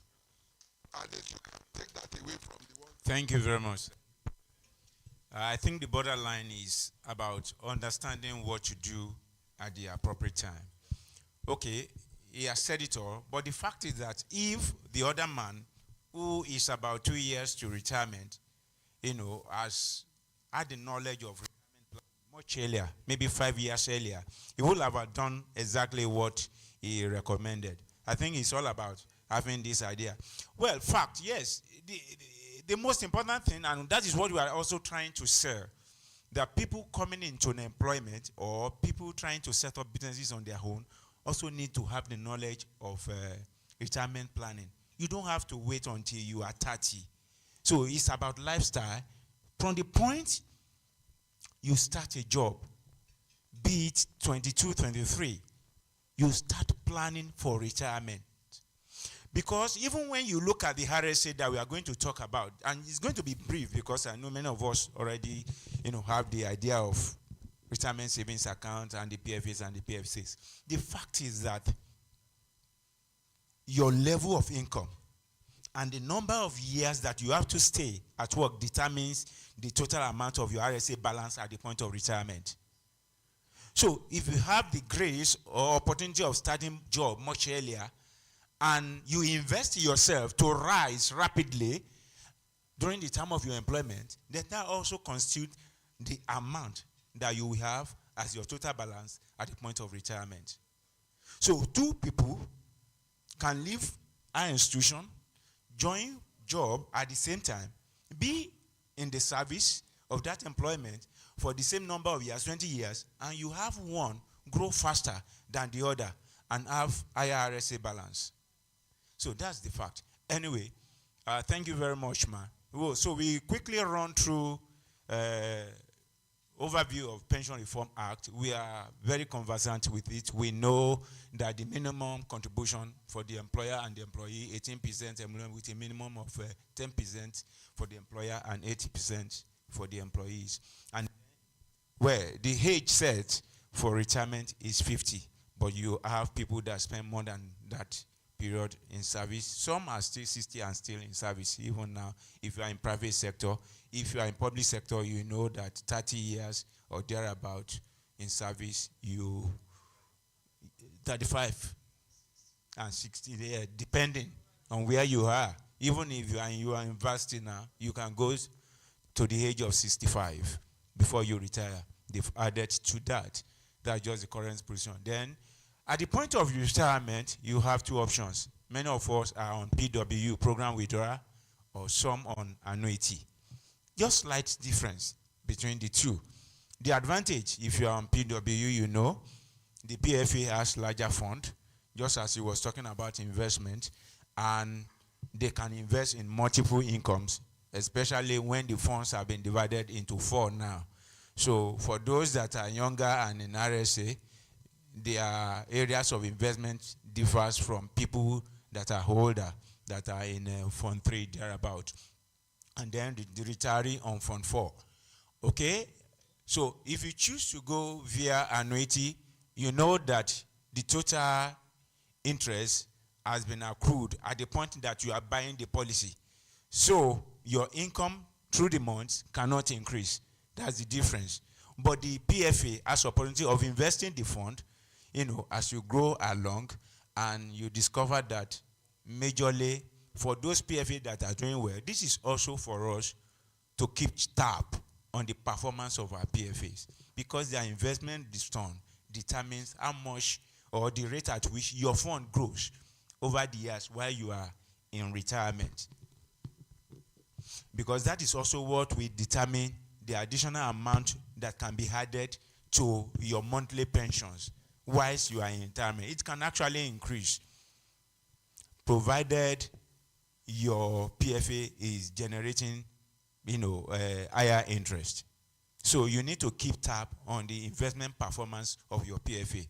If your PFA is not performing well, just wait a while and then you move. You have right to move once in a year to another PFA that is doing good. So it's your responsibility to actually be checking their website and monitor the rate of returns that they deliver. And the valuation of PFAs is done on daily basis. So it's easy for you to know how much, your principal generates at the end of the week, at the end of the month.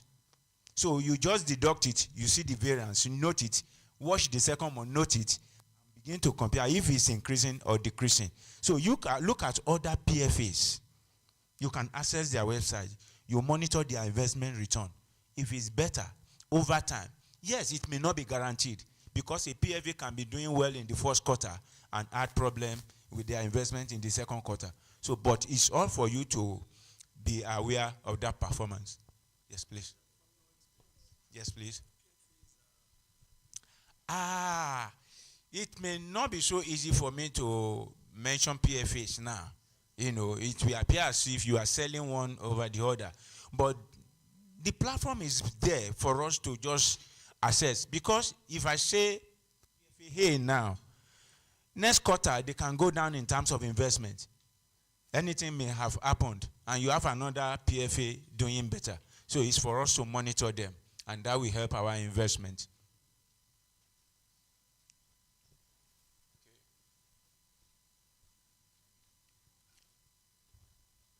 Okay. Yeah, sorry, I want to go back a bit. So, yes, I want to, yes. Okay. Now we have, for those of us, well, it may not be really be applicable to this platform, but then we can counsel for those that have set up business around us, or those that are working with us at one point or the other that have their small business. They can come into micro pension. It's for self-employed people. It's well structured to the extent that their contribution is personally determined by them. So it's not fixed. And then when they bring it in, it's divided into two. There is contingency and then their retirement. That contingency was designed to suit their lifestyle. They need regularly. So weekly, they can determine to withdraw from the contingency. 40% of whatsoever they choose to contribute becomes the contingency fund, while the balance 60% is for retirement, which is operated just like the same RSA at the point of retirement. But the contingency, they can withdraw at any point in time, or choose to add the contingency at one point or the other to the pensions and collect it at the appropriate time, particularly when they are 50, So that's the advantage of that. There is recently a regulation that PENCOM has just brought into being, and that's assessing RSA balance towards payment of equity. I remember when I was still at work, and you have retirees coming to me, because I was head of IT, head of operations at one time or the other, and they come to me and say, my son, please, can I collect all my money? I've not built a house. And it is at that point that the retiree wants to start building a house. And when you look at the total RSA balance, maybe it's just 3 million. And you ask, sir, even with this money, do you have land already? No, I will buy. Out of 3 million, and you will build. Within how many months? And you move in. And the old man will look at you and say, come, is it so difficult? I said, no, it's not about being difficult. It's about what you have to use. It's not enough. And actually, that is the problem of average retiree in Nigeria today. Maybe not applicable to this set, yes. You have a question, sir?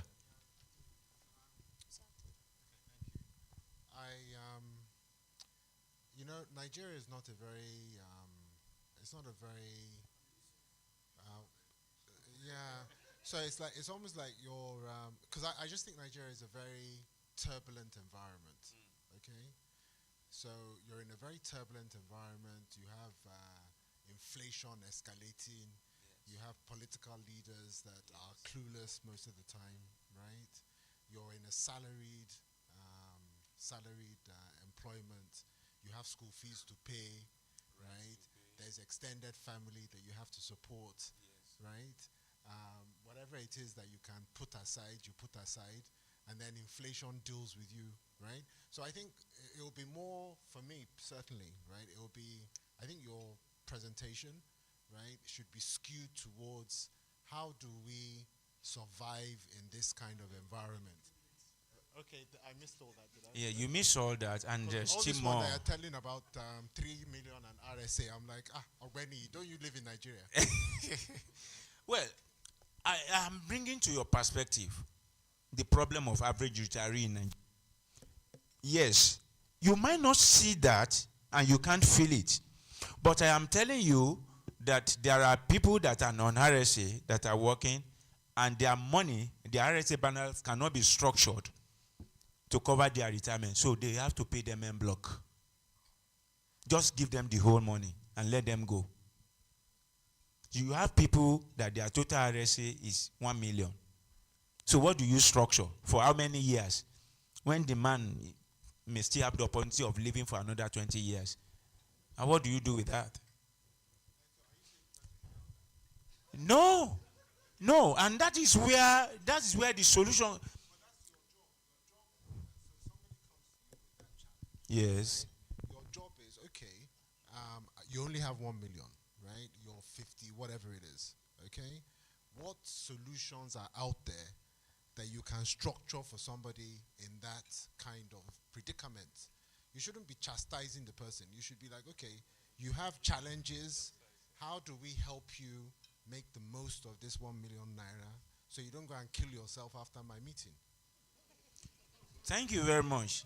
It's not about chastising.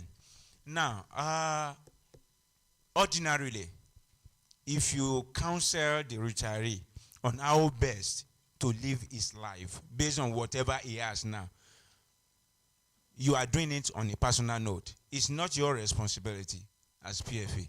Yes, you are not an investment advisor. That is not the job of the PFA. What the man has come to request is, can I have all my money? And the law says you can't take all. From that point, you have made the man unhappy because you can't give him what he wants. Number two, he made a valid point when he said that a man is retired, he is retired already. And to some people, they can learn much from that point going forward.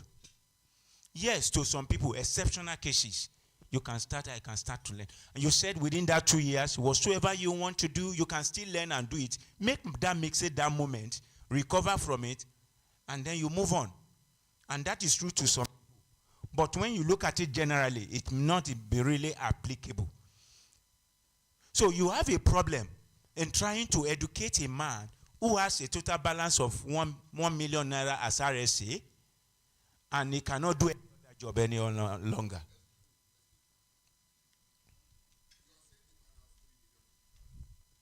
Maybe, yes. But you knew when you were taking on that guy that on the date of his retirement, he will have 3 million in that account, and you took him on at that time? No, I may not know. It's statutory. I don't even know his level of contribution at the time he's filling his form. Okay, please pardon me, because I'm not on any such scheme. So Okay. I'm trying to learn from you. Oh, okay. What exactly are the benefits of this? Because if you can't know, if you do not know where the man will stand on his retirement date, and you did not ask him also, I think you are a bit complicit. No. In getting the man to that point. No. Yeah.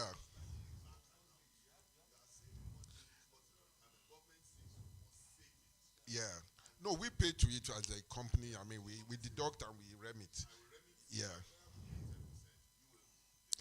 Of 8%, yes.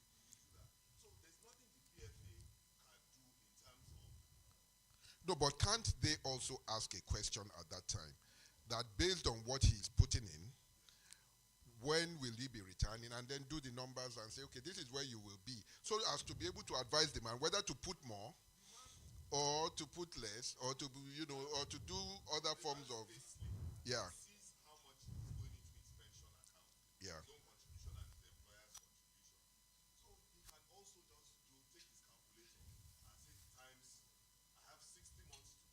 Absolutely. And he will see where he will be. So basically now, it shouldn't be on the last day, like he is saying, that the man now discovers that he has gone through this whole journey only to end up nowhere. But they can advise him.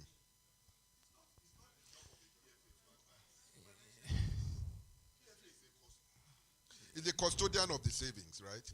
Sir, let me put it this way. He has tried enough to, because you are not aware of this. At all. I don't know how it works. Now, in fact, Afraid Nigeria did not initially want to register to open retirement savings account with any PFA because of their past experiences on NSITF and the rest. Now, at the point of that registration, I don't even know your salary. It's at your will. It's not even written in the form.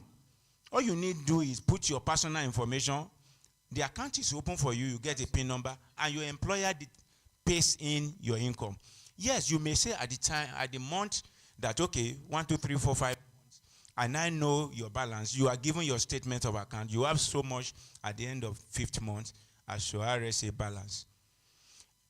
We don't play advisory role. It's not PFA's responsibility at all. Let me come in here. Yes. You see, this issue of pension contribution and all sort of things, its major problem is the salary structure and the amount being received as salary. Mm. Some of these contributors' salary is as low as 50,000. Exactly. 8% of 50,000. That's Yes, 2,000. yes, so minimal. So how many 2,000s will you contribute to even come up with ₦1 million to buy land? You see, this is the problem.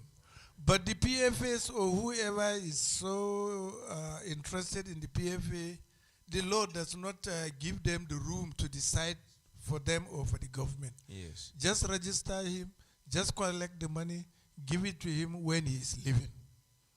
This is where the problem is.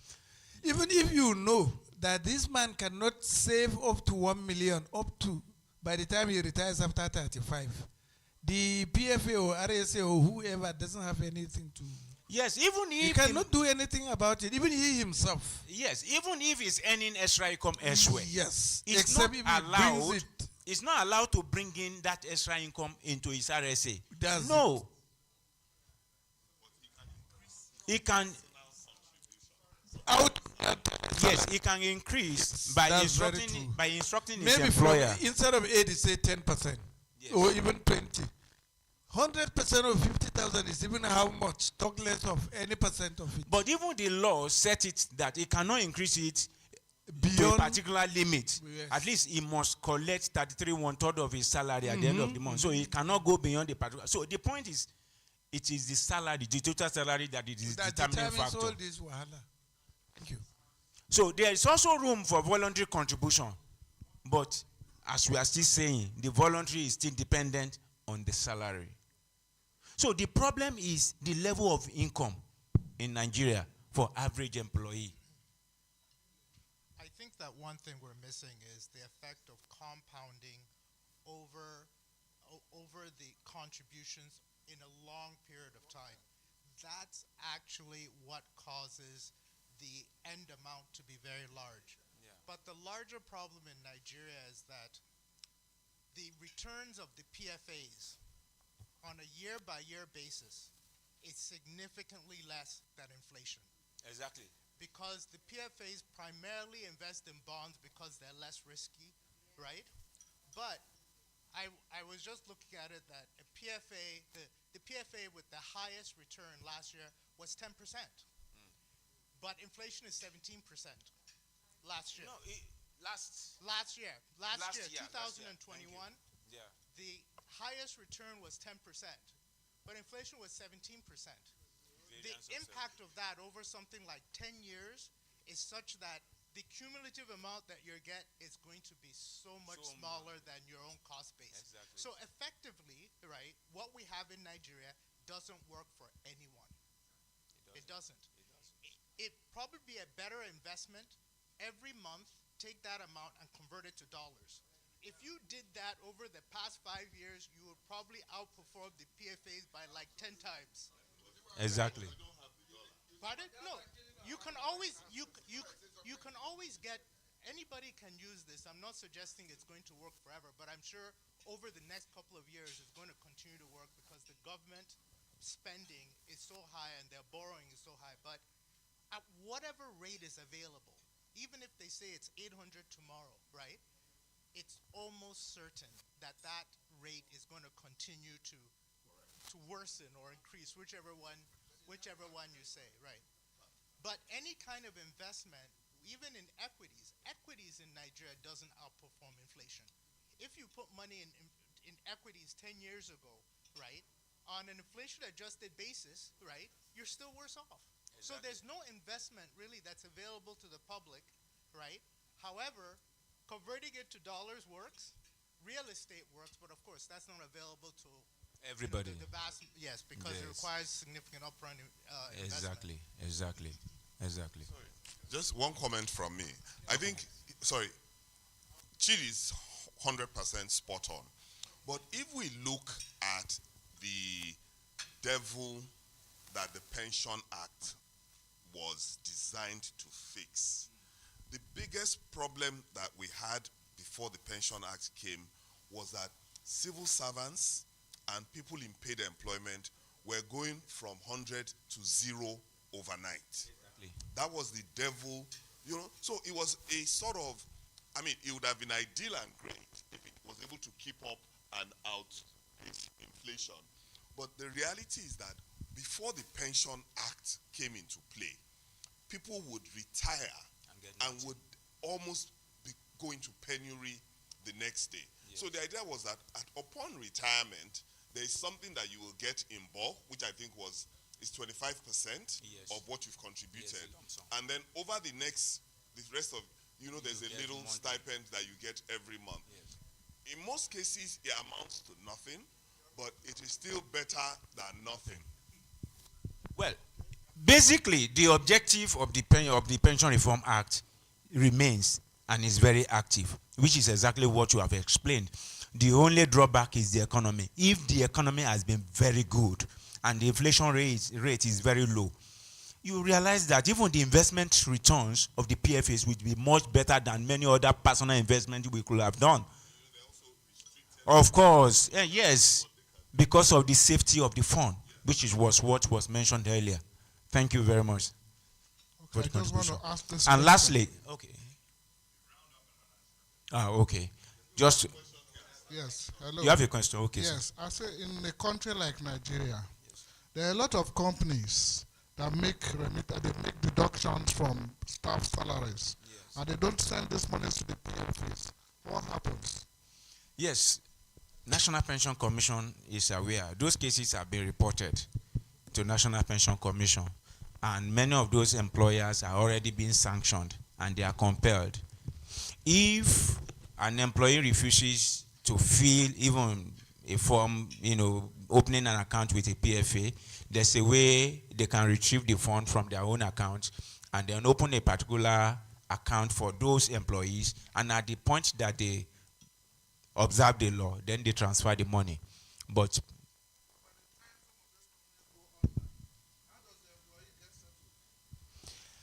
well, it's a problem in Nigeria. There's no doubt. There's no doubt.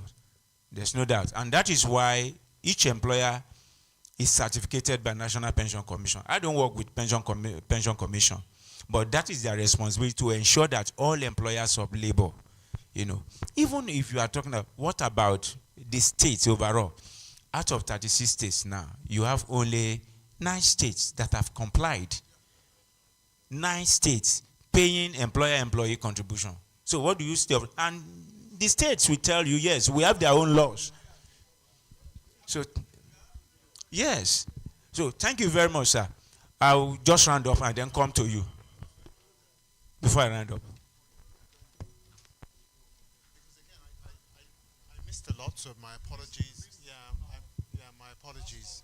Of course, I'll move on. So my apologies that I missed so much, but it would have been useful because we've talked about the fact that we work or live in a very turbulent environment, right? So what would have been useful from your experience, right, is something like people like us, right, who retired, right? So maybe someone who was like low income, someone who was middle income, someone who had relatively high income, right? The success stories, right? How did they achieve whatever successes they were able to record or see in retirement? What did they do that we can try and emulate and copy? Yeah, because this thing is so depressing. I was happy, and you're talking about 3 million is not enough for land. Okay, so what you should do next time, you start with depression and end on a high.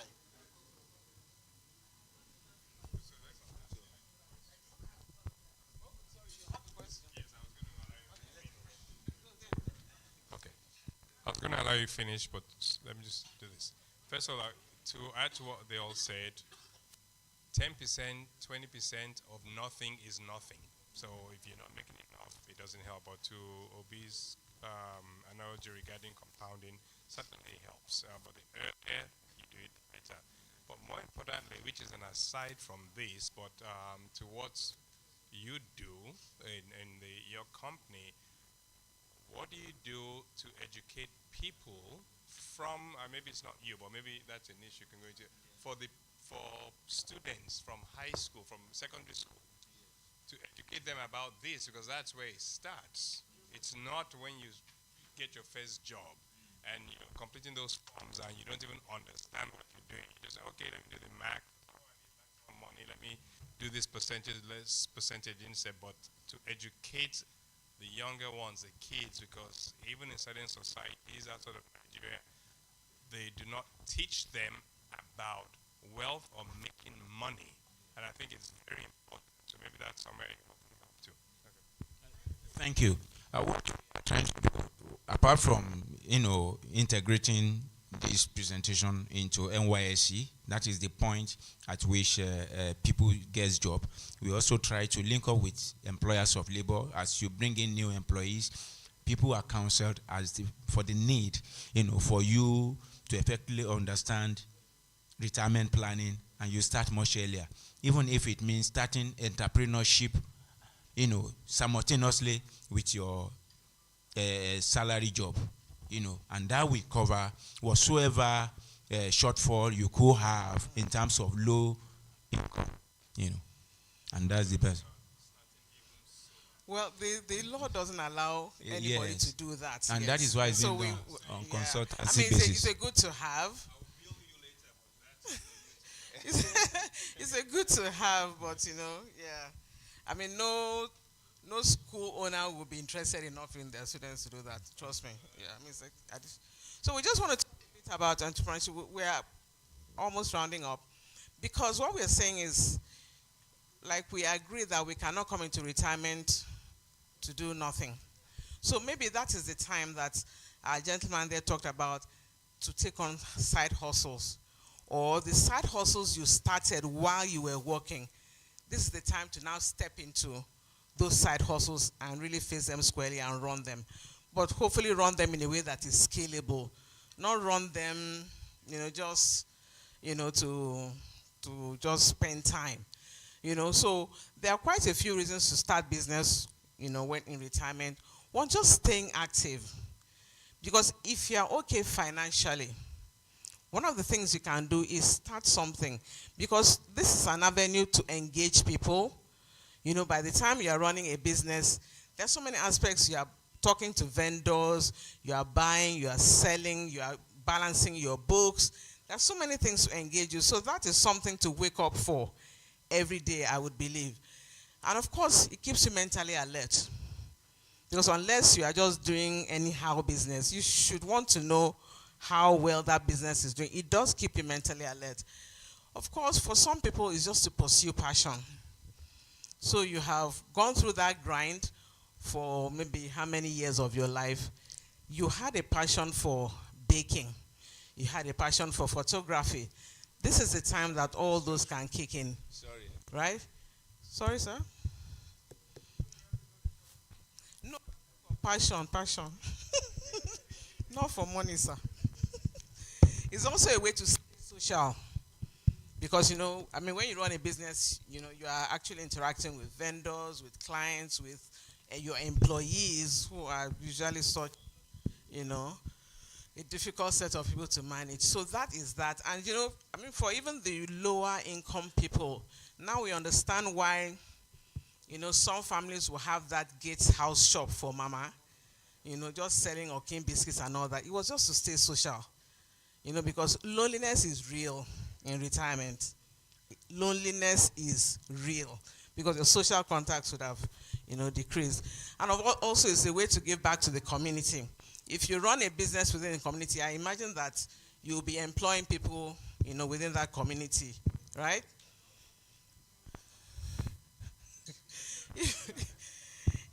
So if you've been an entrepreneur, you've been running your business, what's the plan? Because I asked this question that how easy is it for a business owner to retire? I wanted to say, for those who, there's usually a fear, and that fear is the fear of the unknown, whether they're going to succeed or they're going to fail and whatever. And that usually limits the possibility of them even knowing whether they're going to succeed or not. However, I would want to add to what I said earlier. Yes, you can't jump into business because, even if you have 2 years to go to retirement. But one thing you can surely do is that you can look for a successful businessman and, take him as your mentor. Get close to him and find out, if things like that, kind of what he does or what he has done kind of aligns a little bit with what. So yes, you're not going to jump into something. But if you run your ideas by somebody that is gone through it and is probably established, you will learn a lot of those pitfalls that you can avoid. Okay. And gives you a better chance to succeed at whatever you now choose to do, moving forward. So while I would say that, yes, I see passion and stuff like that, and you want to follow up, but discuss with somebody else that is doing something similar. So I would also advise, thank you, sir. I would also advise that, you don't necessarily have to go alone. There's something called partnerships. Because sometimes, that fear comes from doing it yourself. And I can hear, I don't even have to look at faces to know that we don't believe that partnerships can work. I'm in a partnership. We are 8 years old. We're still at it. Yes, but people always say that men are even better at those things than women. So we are 3 women. It's been 8 years. Well, coming from a guy, if you say so. But, because really, what is it? You've drawn up a partnership agreement. Everybody knows what they're supposed to do. Because also, it really, really kills the issue of fear when you don't feel that you are going solo. I'm just saying. And then you have a basket of services within what you are doing. So it's not just one thing. Everybody brings in their core competencies into the partner. Okay? So, I mean, I asked this question that as you near retirement, you know, it's important part is operating your business to minimize any negative effects that your departure can have on your business. What are we doing? These businesses that we are running, what are we doing to ensure that they outlive us? Or is the plan to collapse it and that's it, and just be that typical Nigerian business? No, but even when we say son, right? Because again, I'm saying here that in continuing your business, question to ask, will the company continue to operate after you depart? Do you want to simply liquidate the asset, close shop, and you know you're no longer involved? Or do you want the business to continue without you? Right?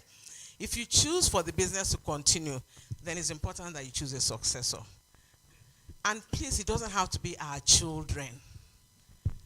It does not, because our children may not be interested in what we do. So we must never think like that, that my children, I mean, I've decided to bring them into the business. First and foremost, as you had that in mind, were you discussing with them? A client of ours is a renowned architect. So when the firm turned 25, in his mind, he was ready to hand over the business to his daughter, who studied architecture. But it was interesting. In talking to him, he gave out something that made me know that the girl could never have wanted to work with him.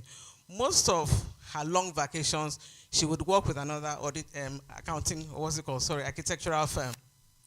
And the father didn't see any red lights. So at 25 years, just based on assumption, he announced to her that he was ready to hand over the business to her. And he was like, me, how? He never discussed with her. They never had any discussion about it. So you can't assume that your children, it's good to have that your children take over your business. However, millennials, Gen Z, most of them, what they want to do are not the regular stuff. I'm sure we've discovered that. Hardly the regular stuff. So a school owner is very frustrated that her daughter has refused to come in to work with her so she can take over the school. I said, let me even help you to understand the mindset of millennials. Running a school is not cool. It's not sexy. It's too much hard work, especially education in Nigeria. So it was your passion. It's not her passion. Except you saw it in her and then started having conversations with her. Then it will succeed. So that's another thing we need to know. So the person you're handing over the business to could be a staff, right? So you transfer to a family member or family members, good to have. Sell the company to a key employee or business partner. Sell the company to a total outsider. Or you can liquidate. But your path must be clear on which one you are going to do. Because you won't always have the energy to run that business. Yeah? So, of course, we can't talk about our warm winters, our later years, without talking about wellness. And, of course, many dimensions of wellness. And we should just pay attention to them. Your spiritual wellness, social, emotional. I mean, we talk about depression and things like that. It is real. So we have to be very, very, in tune with that. Intellectual. I mean, from being a top shot guy in a company, sometimes I come across people that I hadn't seen for a long time. As far as I knew, they were top shots in some organization. But when I see them now, they talk so pedestrian. So question, what happened?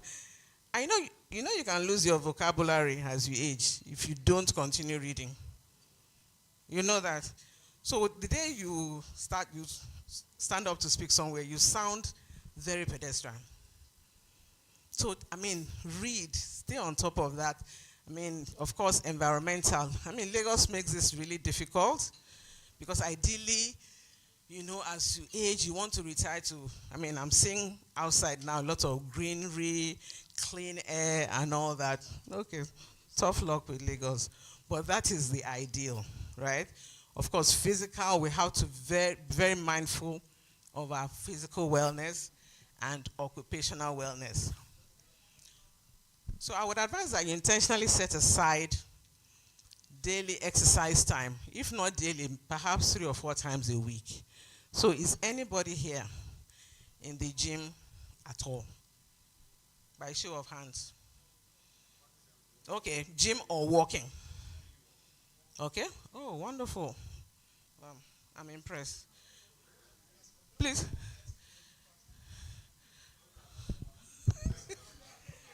People walk 30 kilometers a day.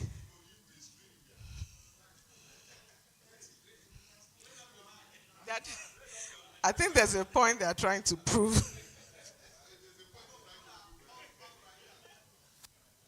So, yeah, but I mean, please do something because this body would. Oh well, I mean, those are for the high net worth, Abby. Very bougie. Yes.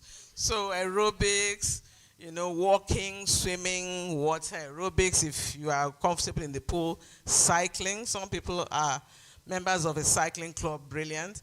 Dance. If you're that wired, why not? But it doesn't have to stop there. I would always advise that you do some strength training.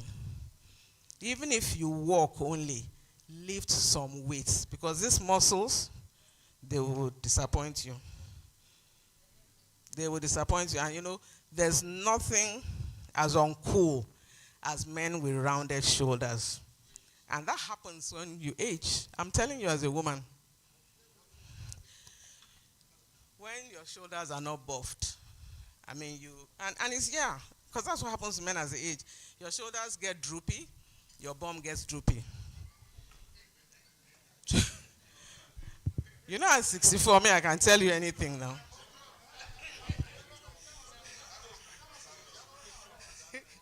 I said your shoulders get droopy, your bum gets droopy. Sorry? So embrace a healthy living, pay attention to your nutrition, physical activity, and hygiene. Hygiene, I discovered that as people get older, they have to be encouraged to have a bath. What's that about?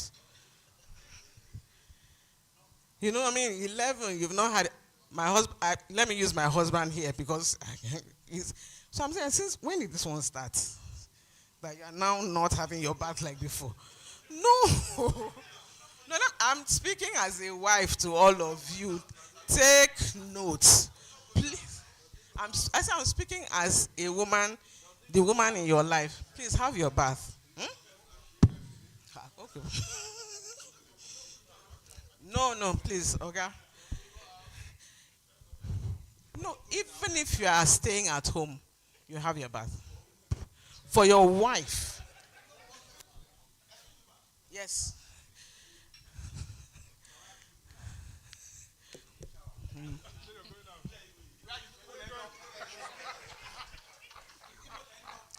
Okay, you are not going anywhere, Abby. So you just want to smell fresh.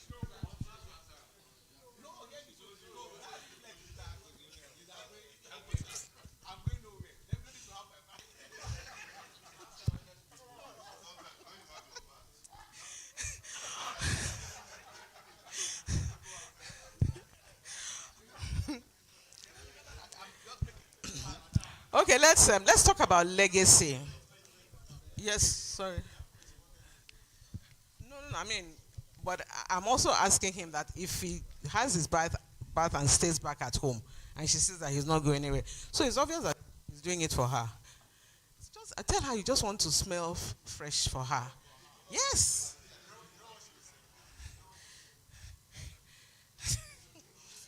No, don't be like that. Don't be like that. Okay? No, please, let's not generalize, because we are not like that.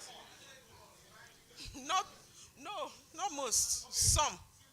Some. Okay, let's move forward. Let's move forward. Okay, Oga one doesn't want to be having his bath, or you don't want to brush your teeth as well. Just asking, oh, for Madam's sake. So if you worked and struggled all your life to become successful, you might want to make things a bit easier on your children. Yeah? Plan to leave some type of inheritance so you can help them get a start on their lives, or at least provide them with some safety nets. It's good to do. You could also create a legacy based on the nature of the life you lived. For me, that is a legacy. I mean, when people remember you, they remember you for your lifestyle, for the things you did, right? The memory of the person you were and the good you did. Next generation will take solace in remembering a quality life lived. For some families, this is a very key thing, which is why, as Africans, we say, remember the son of whom you are. This family name has to be, you can't mess up. Our family name is very important to us. And it should be kept really, really clean. I mean, I don't know whether Nigerian politicians agree with that, but well. You could also decide that you want to give back to the community. And this is a time for that if you've not already been doing it.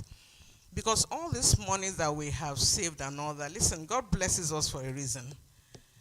There are some people that don't have. So if you have and you are able to bless other people, that is why God gave you excess or more than other people.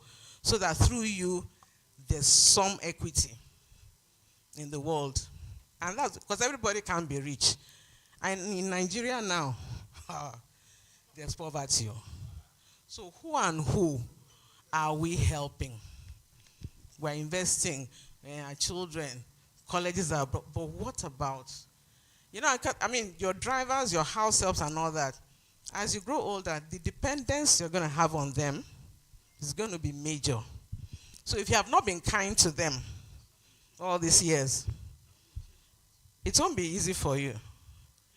Honestly, your house help. Because you are really dependent on them the older you get. Raymond, you wanted to say something? Yeah, I just wanted to contribute that giving back shouldn't only be in terms of material. You can give back your time as well. I keep talking about going to the public schools to teach. That's something I find extremely rewarding. So,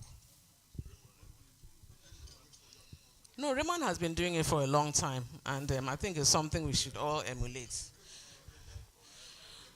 Another thing is invest in relationships. So I always advise that you cultivate relationships that fuel your passion and keep you learning. So don't have anyhow people in your circle. You should have people that are, gingering you to get better in life. And have a hub of younger people in your space. This is something that I do intentionally. I'm a member of a group called Niger Startups. These are mainly millennials, but very, very serious-minded millennials. What are you talking about? Investment, business issues, and politics as well, everything. I remember when we had the issue with Mrs. George's Pharmaceutical. It was there that I really got to understand what the issues are. In my children's circle, I like to talk to their friends because it keeps me current. So if you don't have young people in your circle, you very easily become a dinosaur. Very easily. And then by the time you now want to catch up, it's late. It's like people that were not on Facebook all this while and they just woke up to it now. They feel a sense of dread, So please intentionally build relationships with younger people, okay? So this was, what did I say? What did I say? What is there? Please read what is on the.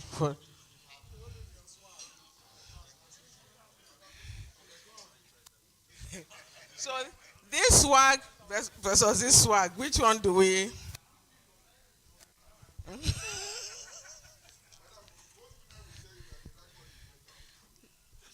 So wrong. And I tell you as a woman, all of us, we're always pointing our husbands in the direction of Steve Harvey. We'll not be person be this. Yes.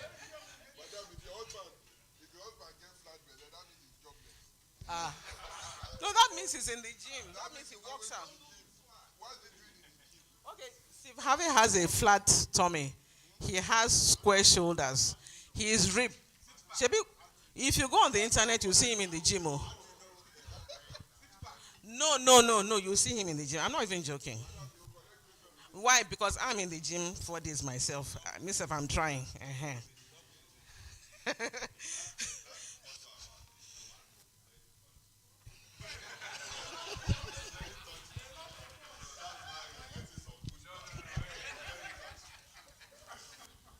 please, because some of us, for those of us, first we say we don't want to be under pressure to have our bath. Then this is how you want to be walking around the house the whole day. I beg you, I beg you in the name of your wife, please, please, when you go home, tell her what I said to you, that I have spoken for you. I've spoken for them. Yes. Please don't be this guy on the right.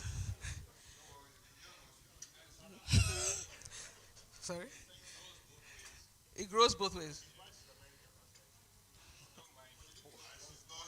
So please, and I mean it, please don't lose your swag, because let me tell you, in retirement, you have not cultivated a very good relationship. You're married. You haven't cultivated a very good and strong relationship with your wife. It can be a very lonely life if both of you are not walking the same path. Because I mean that this is the person that you can sit with, just share things.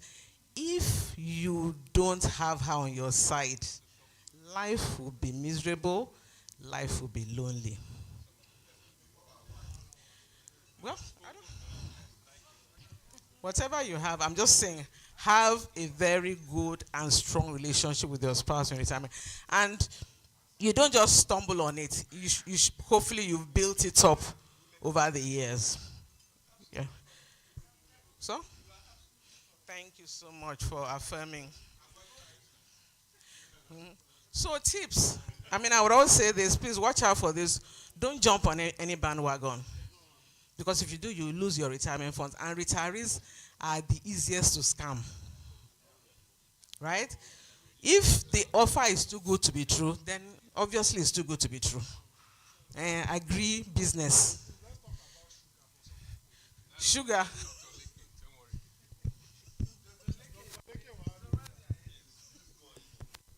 You know? Yeah, be careful of scams. I mean, this is really, really true. If I mean, we're all ordering things online now, I know. If you can pay on delivery, always choose that option. I mean, ridiculous story. A friend of mine ordered 45,000 naira worth of snails. Of course, snails. It never came. To after the second day, nobody was picking the call. By the third day, they were not even on Instagram anymore by any name.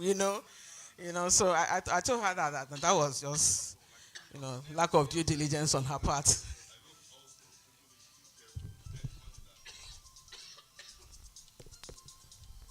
I don't know. Somebody's on. Ah.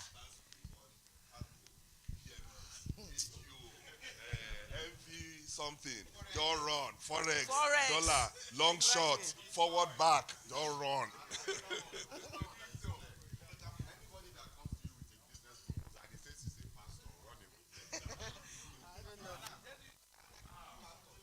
Another thing also is if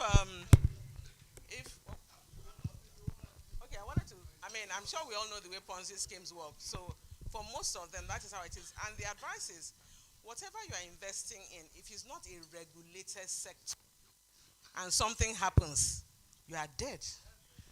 You know, a lot of people lost money in the agri business. It's not a regulated sector. Till today, they didn't get their money back. Who who do you have recourse to? Nobody. Right? So, and please, children, please ensure your children learn the value of money early in life. Why?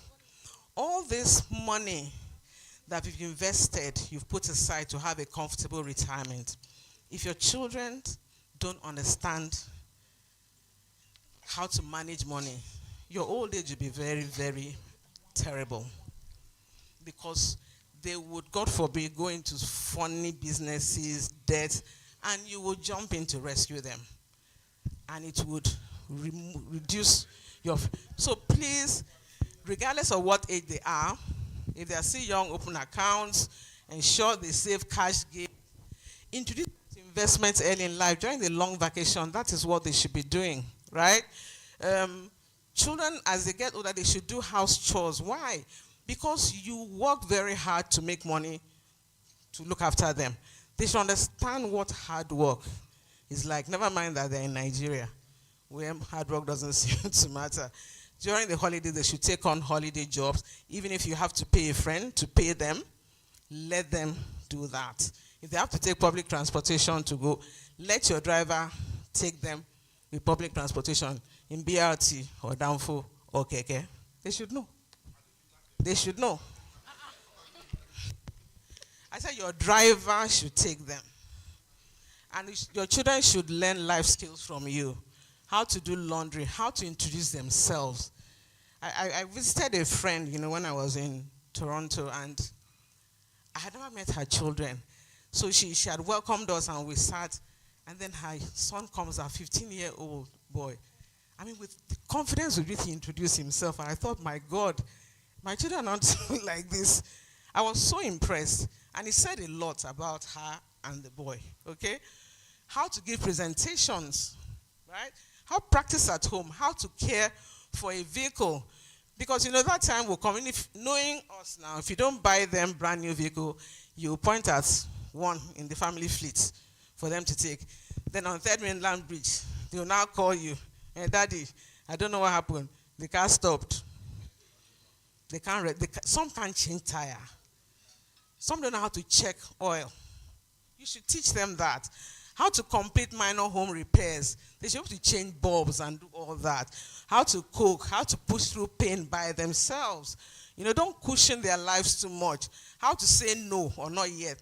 How to make small talk, how to organize, how to navigate transportation, and how to discern what's good for them. So you're not the one always making decisions for them. Yes, please, sir.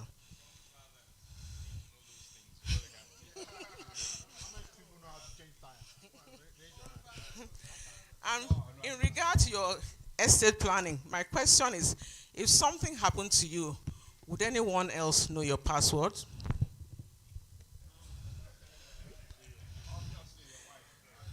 Does anybody else know your password? Does anybody else know your bank information? Does anybody else know how to open your safe? And those pile of documents you have, you've been telling yourself, I'll file. Does anybody else know how to wade through them? It's very important. Yes, sir. Go ahead.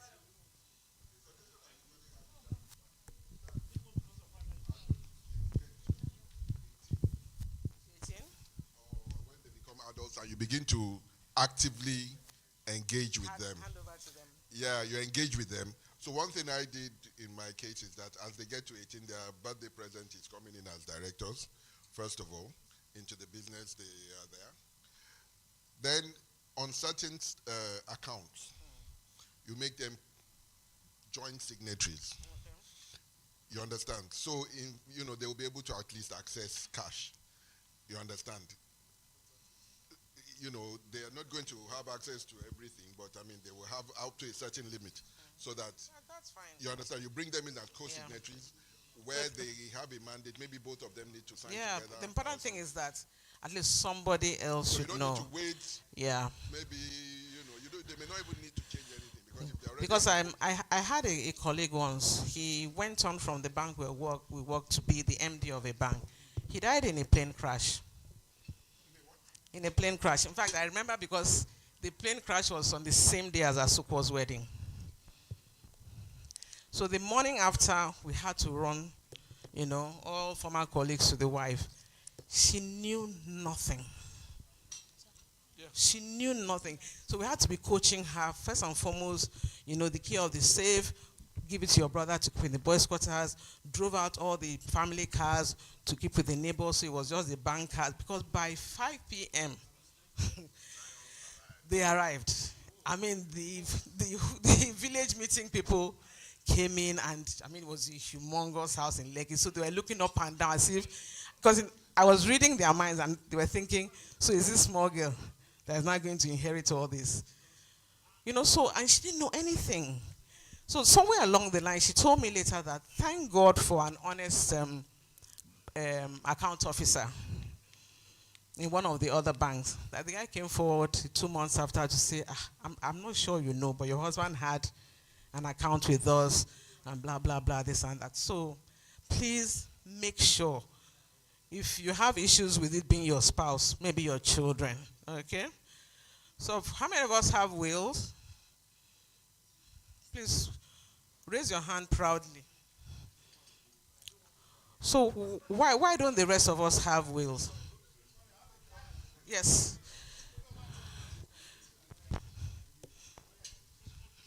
You kept asking me if I plan to die tomorrow.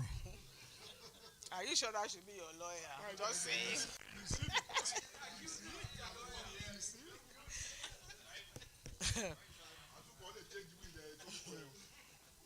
Because, you know, as morbid as it may sound, this will make a difference to the inheritors that you plan to inherit your money. I mean, listen, I don't know how many more stories we want to hear before we write a will. And it's not about how much you have. You can keep updating the will as your net worth increases, or as you want to then be changing the beneficiaries. You can keep doing that, but please have a document in place in the event that something happens to you prematurely, okay?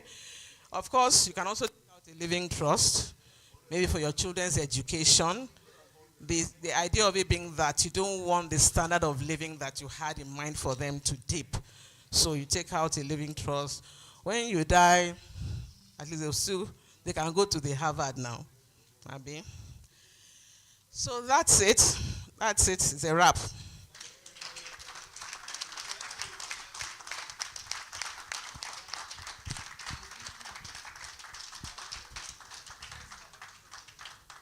Okay. Oh, no, you're not. I'm so sorry to be so rough. I mean, it's my intellectual property. They didn't pay for that. Don't mind them. They didn't pay for that. No, I don't. I mean, we've had a discussion in the room. I mean, we all have our takeaways. They didn't pay for that. You can't expect her to drop it. That is so typically Nigerian that we were all here. We thought I will get it now. So you wanted to write this on subsequently, sir? Madam, let them pay.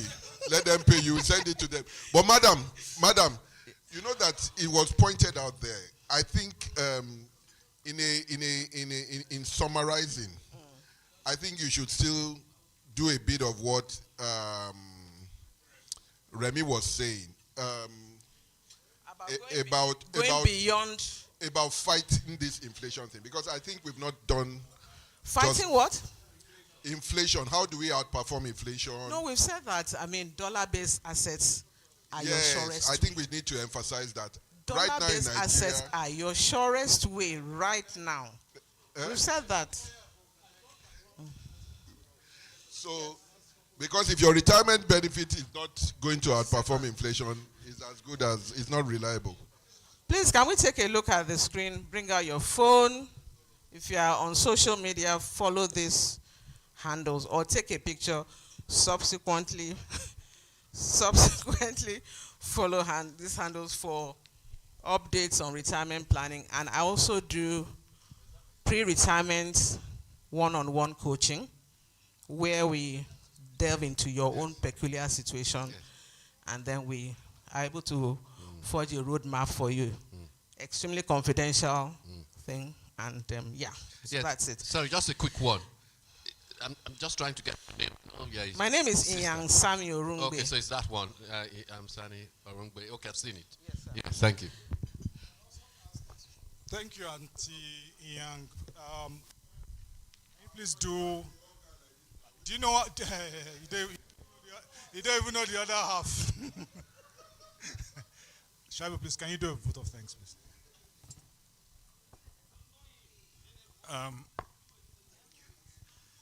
On behalf of my colleagues, the class set of 1977 to 1982.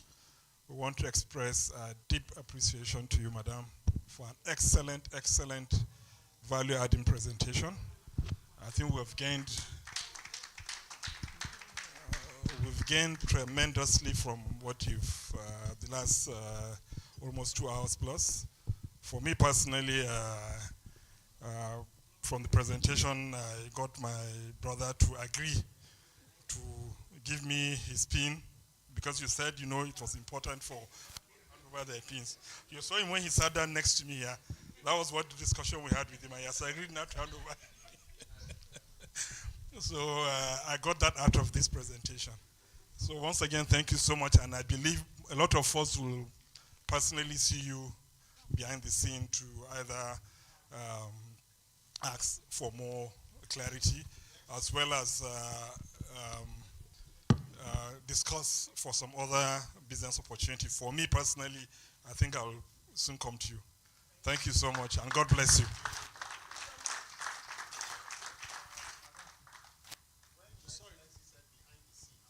Hello, sorry, gentlemen. So, Mr. Kiremi, it's because you are going to spend money on booze. We won't abuse you today. Because I'm going to drink like an idiot at your father's funeral.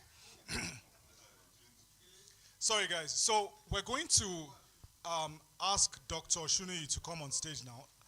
Is there anybody? Do we want to take a 5-minute break, 2-minute break? 5 minutes. 5 minutes, please, guys. Because he needs to go. I mean, he's done so much for us. He's sacrificed a lot for us, and he needs to go by 4:30. I mean, 4:30. We'll jump in, ba? Okay, so let's jump in. If you want to go take a leak, if you want to get some snacks outside, please do that. But let's jump into it right now. Okay, excellent. Sorry? We want to take a picture. Where is she? She's gone. Oh, she's here. So, Dami, right here. So do you want to take a picture with both of them? Yes, right now. So we don't have to do it again. So guys, please, can we? Thanks.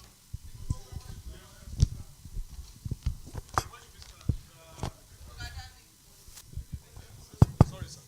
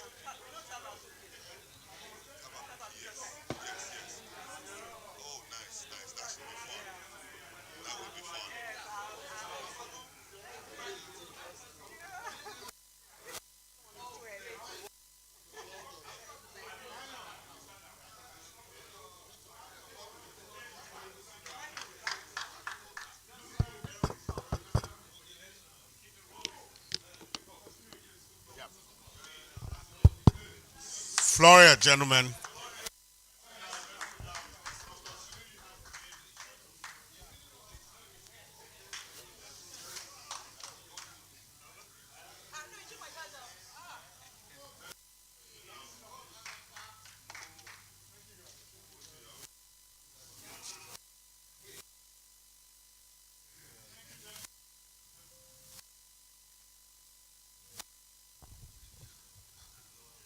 Good afternoon, Kingsmen of the 77-82 set.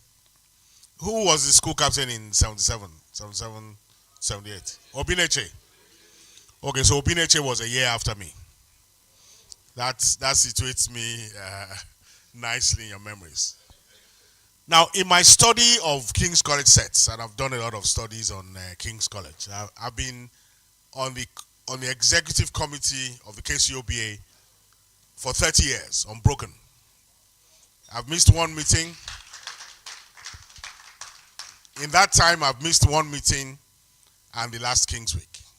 That's all I've missed in 30 years. So I'm kind of very knowledgeable about KC affairs. Now, there are certain sets in King's College historically, and I can say that from the 1946 set, that somehow achieve a level of cohesion that allow them to have events like this. Sitting in the bus coming to Abeokuta, I was very, very envious because my set has not been able to do anything like this ever. And your set, which is known by a code word, you can pay me. Oh, you know it. By the older sets, has had a very huge impact on the KCOBA, and the impact reverberates to this very day.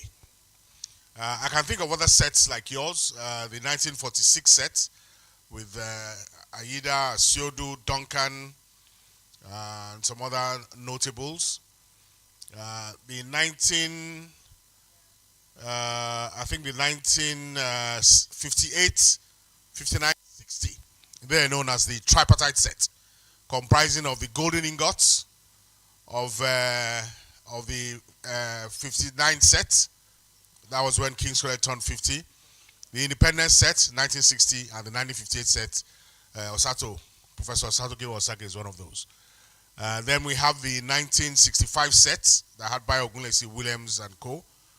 And the 1966 set was quite a notable set. And the 1968 sets, those who came in 1968, they were your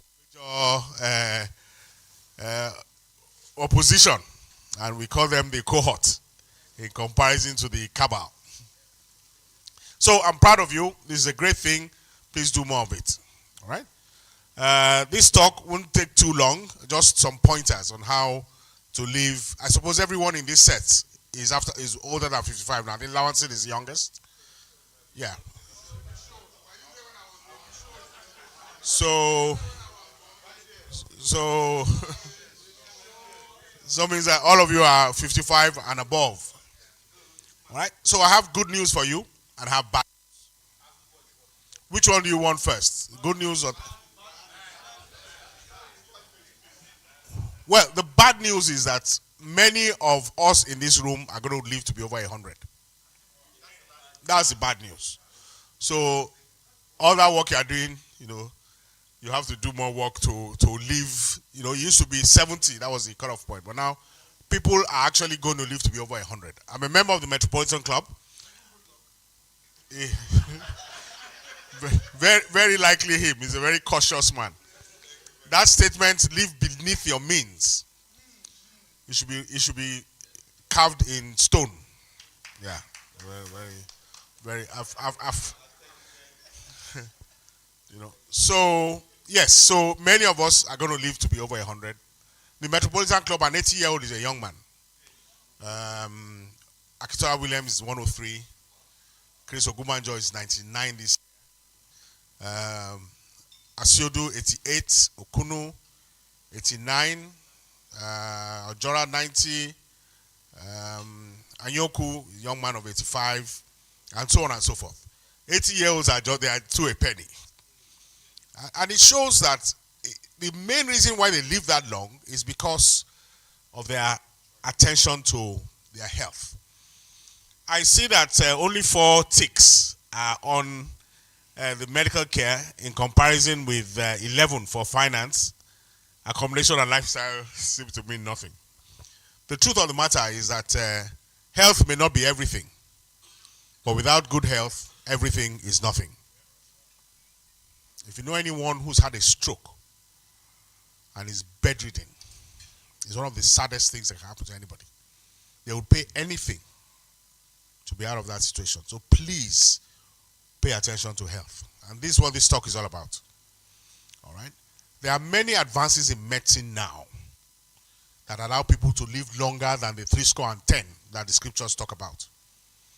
Cancer is very, very treatable these days if you have the means.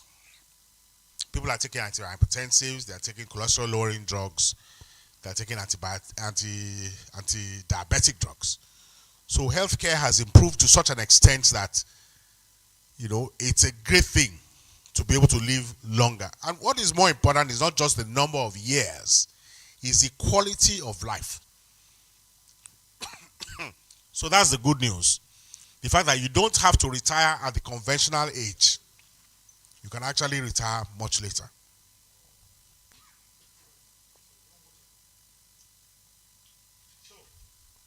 Back in the day, people retired at 55 years in the civil service. Let's say in the 70s beside us here. Now it's 60 years or 35 years, whichever is first. Lecturers retire at 65, Supreme Court judges 70. So you can see that there's no fixed point. It's all about intellectual capacity. So you don't actually have to shut down when you hit a certain age. And if your health is good, I know a lot of people who still work. I was in Alhaji Okunu's office to interview him. He was president of the King's College Old Boys Association from 1996 to 2000. When he was replaced in a coup very similar to the coup you guys performed in 2005. Anyway, he proceeded to tell me, I tried to jog his memory about an incident he had told me 20 years before, about people breaking the high jump on the St. Gregory's field. He said, yes, Leke.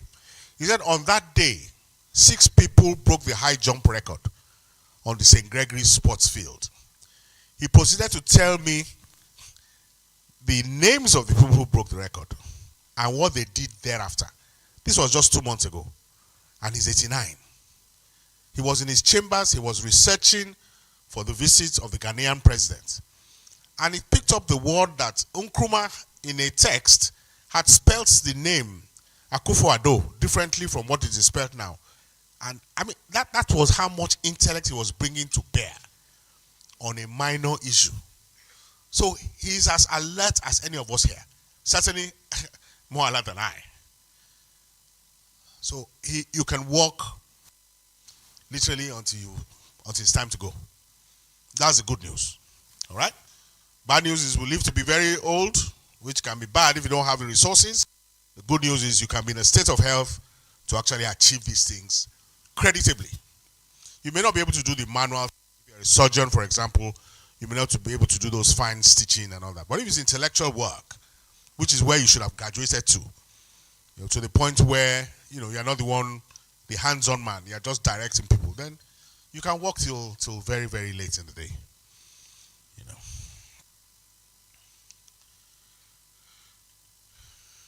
So this is just a picture about the 7 ages of man: infant, school child, lover. Some people are stuck on number 3. Lover. Infant, school child, lover. The picture is not very clear in this projection. But a soldier, judge, and antique. So equates to... Sorry, can I have another microphone? This microphone appears to lose fidelity when I face.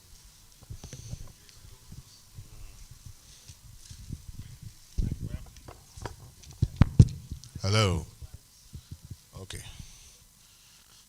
So that really is supposed to be the pattern of man. You grow up, you get married, you enter a profession, you age in the profession, you retire, and then it's antique. But quite frankly, this soldier period can actually extend all the way to antiquity if your health is good. And it's to preserve that health that we are concerned about. The Prophet Moses, Anabi Musa, it is said that he lived to be 120 years old when he died. His eye was undimmed and his vigor unabated. I'm sure many of us would like that vigor part. Wilcox.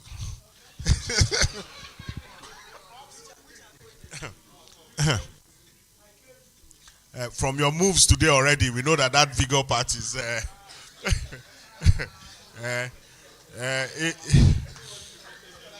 If it was another forum, I'd have asked you to stand down for an elder. But this, we're all Kingsmen here. I will not insist, unless you want to dash me.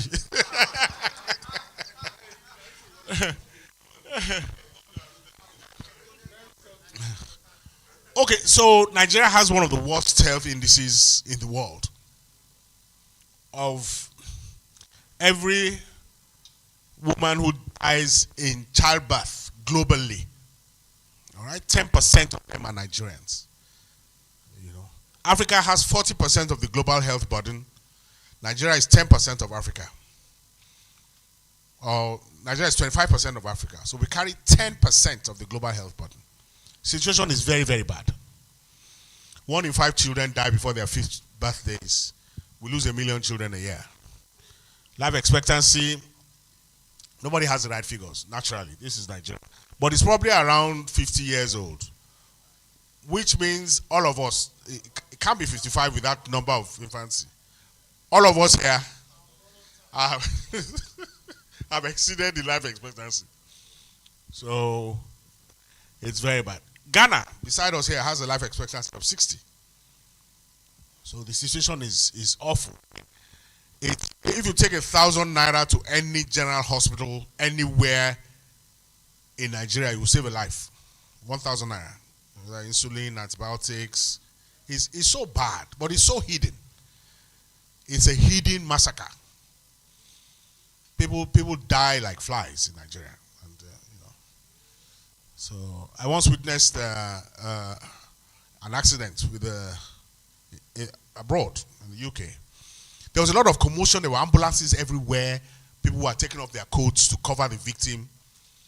A dog had been hit by a car. Yeah. I've seen corpses decay on the road and become bone with nobody doing anything. So we really don't care. You know, and it has an impact on everything that we do. Because the society is known for the value it places on the weakest. You know, if we don't have any value for the weak, then it's a free-for-all. Okay, so that's a list of the usual suspects. Those are the things that kill. Probably from the age of about 45 years on, when the youthful exuberance and accidents, misadventure, when that period has passed. Of course, males die like flies before 40. Bungee jumping, skydiving, motorcyclists, and so on. Okay, I'll explain. Okay, so we have a list of illnesses here that are the usual suspects in early death. The first is hypertension. Then you have the cardiovascular diseases, generally disease of the heart. Then strokes. A stroke is a vascular event in the brain. It either blocks, contracts, or ruptures. That's what a stroke is. Diabetes is very, very common. I'm sure if I did blood tests for everyone here, maybe 1 in 5 will be diabetic. Cancer, prostate, breast, cervix, and colorectal. For us, we're worried about prostate cancer. When I turned 50, I did a PSA. He was raised. I had cancer. I had it treated. It could be anyone.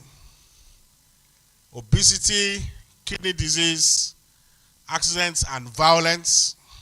There are so many people whose parents have been killed by their stewards and drivers. You know that it cannot be ignored. It may look like a joke, but we've lost quite a few people to violence. HIV/AIDS for the vigorous people. Tuberculosis. I had a friend whose driver gave him TB. They were in the same car, air-conditioned car. The man was coughing. A guy was sitting at the back. He picked some microbes from there. Then respiratory infections, like COVID and so on and so forth. Pneumonia, very common as we grow older. So these are the things that one needs really to guard against.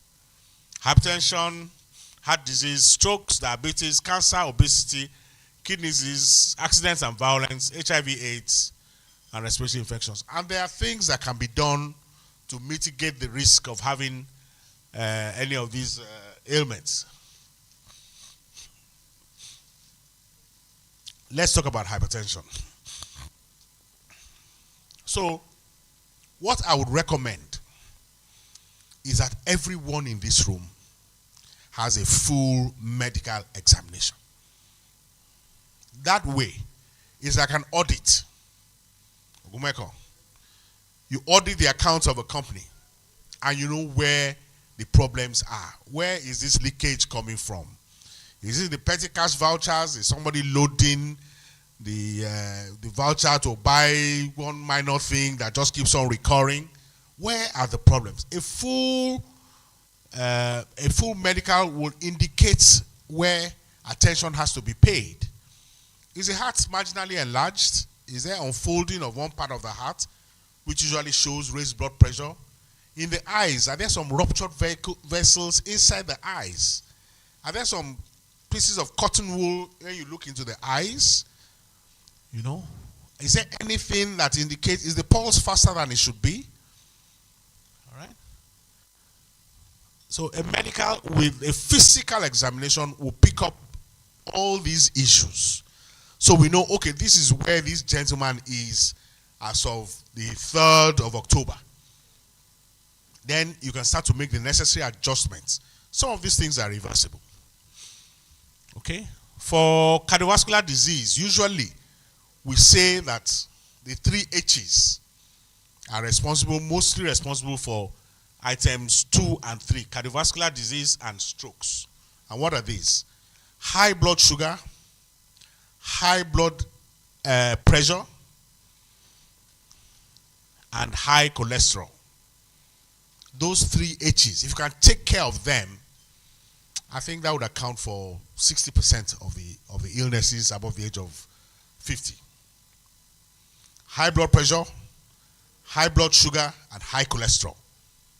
Okay, so we need to have those things checked. Cancer. These days, of course, we've all heard of a PSA. The PSA must be below 4 for it to be normal. Once it goes above that, then you need to start investigating why it is so. Okay? Now, there are 2 kinds of prostate disease. There's the benign one, and there's the malign one. The malign one is cancer. And there are treatments now all over the world where it's knifeless surgery. We do it, you go home, you're listening to music while they're irradiating the whole area. Of course, it may mean you can't have any offspring after that. But, yeah. So, that is still working. No, it will rest for some time, but it will come back. Issues with weight. Excess weight is responsible for over 30 different kinds of illnesses, from fractures to low back pain to cancer, diabetes, hypertension. All these things are predisposed to by excess weight. Yes, sir.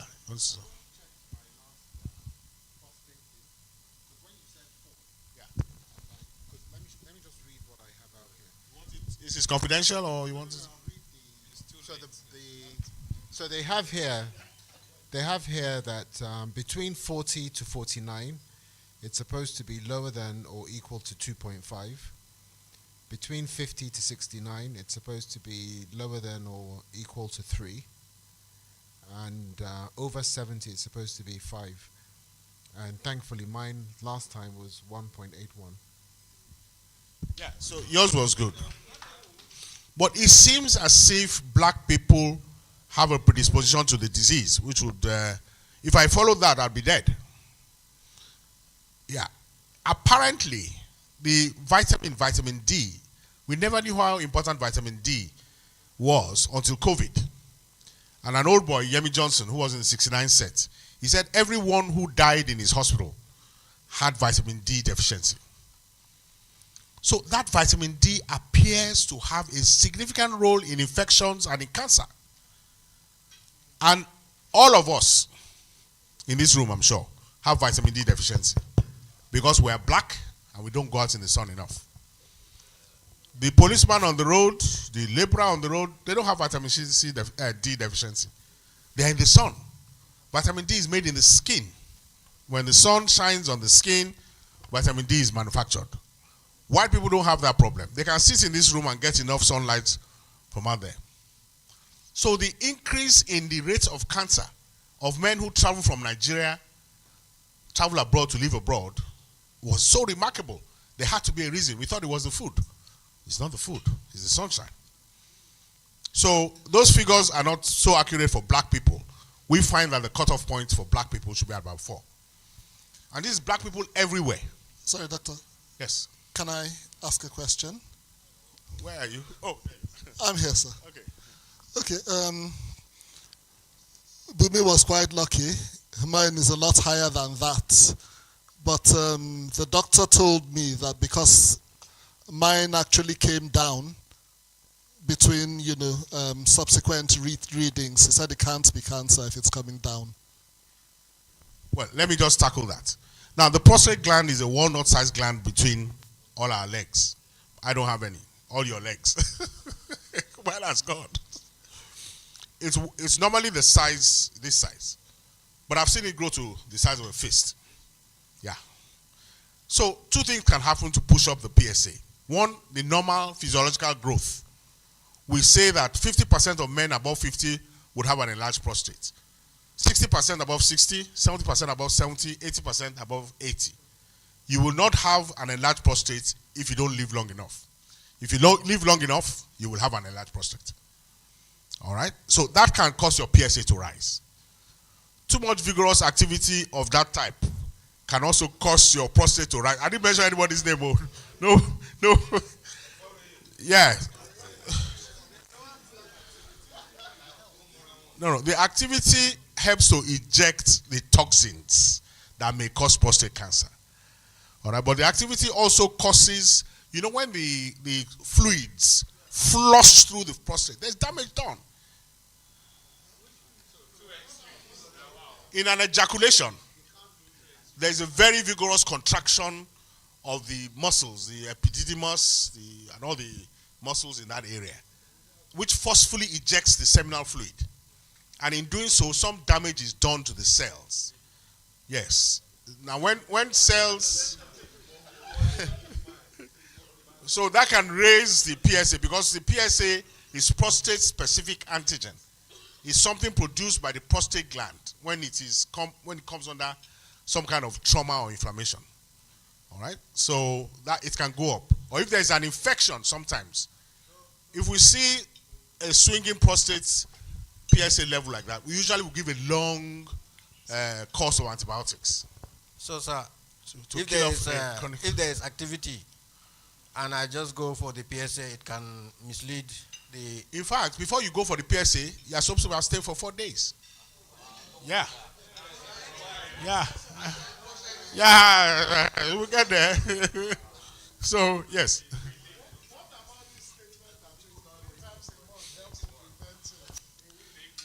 23 times a month, not 21. No, some people even do every day. But what that does, you see, certain about age, you're not even 60 yet. Me, your older brother, I see there. I see there. He's missing out the days of the period. Some people, and I'm not lying, I know people who are at it twice a day, every day. I promise you. No. They are like that naturally. Some, I even know a 3 a day person. Some, where is Shoyanwo? He would know the person.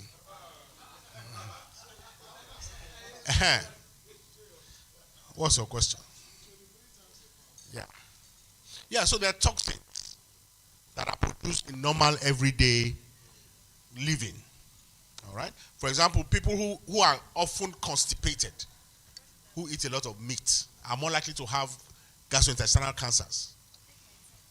All right? Because the food has its own toxins, the breakdown products. Same thing with you hold semen in for a long time, it starts to degenerate. Yeah. So people who are sexually active are less likely to have prostate cancer. It's the truth of it. It's a statistical fact.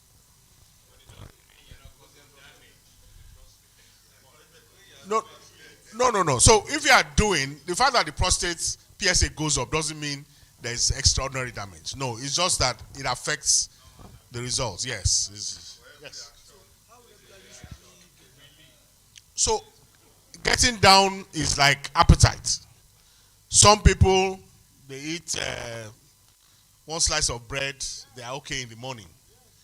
You know, in the night maybe a little bowl of rice. No. I'm saying that sex is like food. Some people need a lot of it. Some people need only very little. So it's personal tastes and preferences. Yeah. But there's Kickstarter. If you have a need to increase the level, you can see me after for that. You don't know why you say, can you.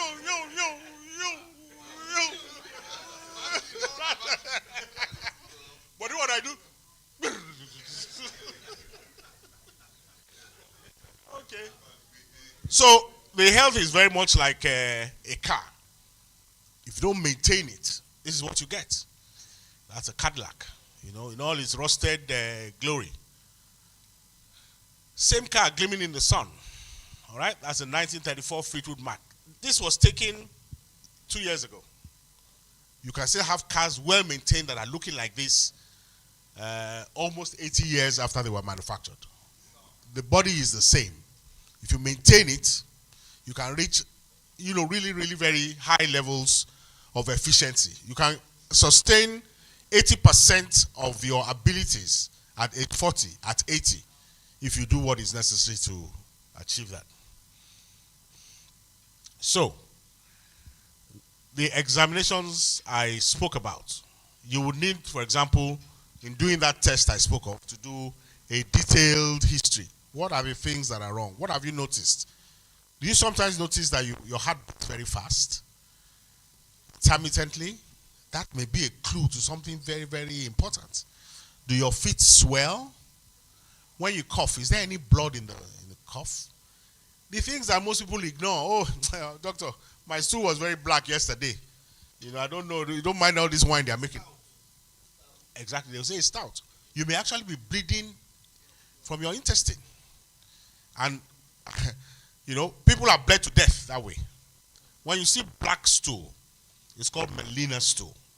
It means that the blood has been digested. And what comes out is that black, because black is the color of the iron residues. So these things are very, at this age, any little thing, please. I've seen friends who come with I have this boy, doctor, that hasn't gone. They open his stage 4 cancer. Yeah, stage 4. So I beg of you, no matter at this age, everyone must have a doctor on speed dial. Yes, sir. Thanks. The bigger challenge is that African mentality, the African man. I'm not going to say doctor. So it's just not the friends who just don't bother. It's actually to teach and educate some of these people to have checkup very quickly.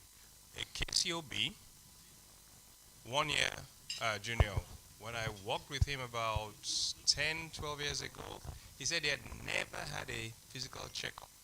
Okay?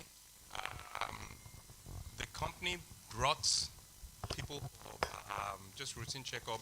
He did not go. I held him there with me, had an excuse, went for a meeting. We flew back about a week ago.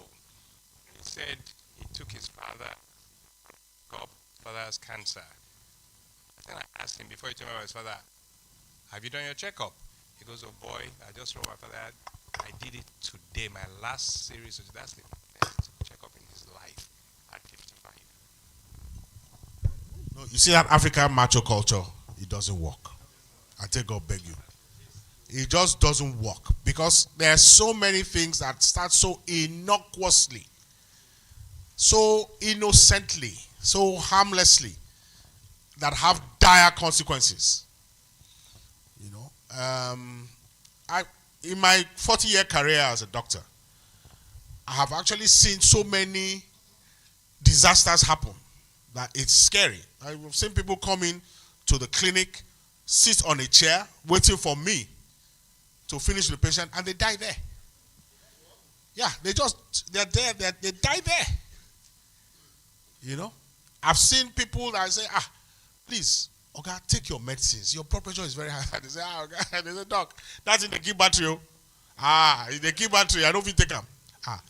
Okay, this is battery. Without life, there's no battery. Now the man has a stroke. So, doctor, what are we going to do? There's nothing we're going to do. It's left to God. You know, and oftentimes, you know, there's nothing we can do. The man with the blood sugar who refuses to take his drugs says, doctor, I know they remember. You know, say, as man, they work now, leave money, you know. Yeah, so many things knock people off. A friend of mine who died in January had cancer, was supposed to go for a follow-up MRI. He was abroad. I called him abroad. Have you done the follow-up? He said, yes, don't worry, they've sorted it out. He didn't do it. He came back, called me on Boxing Day last year, December 26th. He was unable to stand. It was prostate cancer. It has metastasized to spine. And that's how they used to pick it back in the day. Just paralysis. You know, metastasized to spine. We did an MRI. There were secondaries all over the bones. Took him to a hospital in VI. What really killed him was that he now had deep vein thrombosis. He had clots in his legs. And he died. He only needed to do the MRI to show us this thing was spreading and for us to treat it. You know? So it's very, very important that I say this. But because like you said, the African male is a king in his domain. He does not want to appear weak in any material particular. You know, how can I? So they do a PSA, they know it's high, but they want to wish it away. Don't mind all those doctors. That lab is not a good lab. Or that there's a cure. Well, they may well be cures. I don't doubt that there may be native cures. But the problem about cures is that if you cannot replicate the cure repeatedly in every jurisdiction in the world, then we cannot consider it as a scientific cure. The man in Australia has to be able to use the same thing and get the same effect, which is what these drugs do. The thing that the Caucasian has over all of us is that when they do a test, it's a hypothesis, first of all, that this thing can work. They then do an experiment to prove their hypothesis. Once that experiment is tested, they then do double-blind studies, sentinel studies, to ensure that you can replicate these results time and time again. And then they then expose it to the public. So it's so important that, you know, we do what is known. You can then supplement it with the village one. But let us go through the scientific way. After all, to make the diagnosis, which doctor did not do PSA. He doesn't know how to do PSA. He cannot measure blood pressure. You know, so it's important. So we start with these basic examinations, we do blood counts. We are seeing a lot of kidney disease.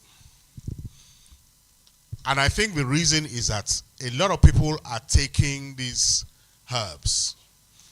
Now, if you look at this, what they call in Lagos, jedi medicine, you will see some flat white tablets. Those tablets are camphor, which is why some of you may have picked an odor from your drivers. It's one pungent smell. It's actually that camphor, which is an insecticide, and is a poison. You know? So we're seeing a lot of kidney problems. There's also a religious sect that we used to see back in the day. And we used to see the patients coming in on Mondays or Tuesdays with kidney failure. They go for the thing, they drink a water. It's a certain color of the water. They call it something. And when they drink it, they go into kidney failure. All right? So it's very, very important that those kidney functions are checked. All right, the urea and the creatinine particularly. Then the liver function, we're also seeing a lot of liver cancers because of hepatitis B, which is 18% in our environment. So that also needs to be checked. The cholesterol, the blood sugar, critical. That one is the easiest to treat. 1 tablet a day of glibenclamide, and you won't even smell the illness, or just the right kind of diet. Anybody who watched me will see that when they brought the food, I ate the fish, I ate the vegetable, I left the eba alone. And when I went there, I took the chicken, I avoided the carbs. All right? Many of us at this age are sedentary. We don't really need the carb load. African food is rice and meat. Out there, the food is meat, they say steak and rice. The rice is a side. Yeah. Here, the rice is the main. So when I was young, I used to eat a pot of rice. In fact, in KC, I once ate 14 pieces of yam. Nobody believed it. 14. Because it was a carb-loaded diet. But it's not necessary. You don't need all that carbs. It's just wasted. Dr. Leke. Yeah. So very quickly. Why do I keep on hearing? The speaker is yeah, the speaker. Yeah, you keep saying check. Yeah. There's the annual checkup, and I think you've not emphasized that yet. Maybe you get into that, but once a year at a minimum is when we all should have routine checks. Yeah, thank you very much, Ayo. Like I said, we should all start on the 3rd of October. That is the first. Now, the routine is between 40 and 50 annually, 50 to 60 annually, above 60 twice a year. All right? I'm just going through the details. Yeah, annual checks. And that is the secret of the people in the Metropolitan Club. All of them, unfailingly, have these checks. So they pick those things before they get dangerous. All right? It's like your tire is leaking small. You don't fix it. When it goes flat on 3rd mainland and you have to drive it 4 kilometers, you destroy the tire. So we also check for the stool. We check to see if you're carrying any parasites in the stool. We do PSA, we do viral screens. HIV now is actually just a chronic illness, just like any other illness. No big deal.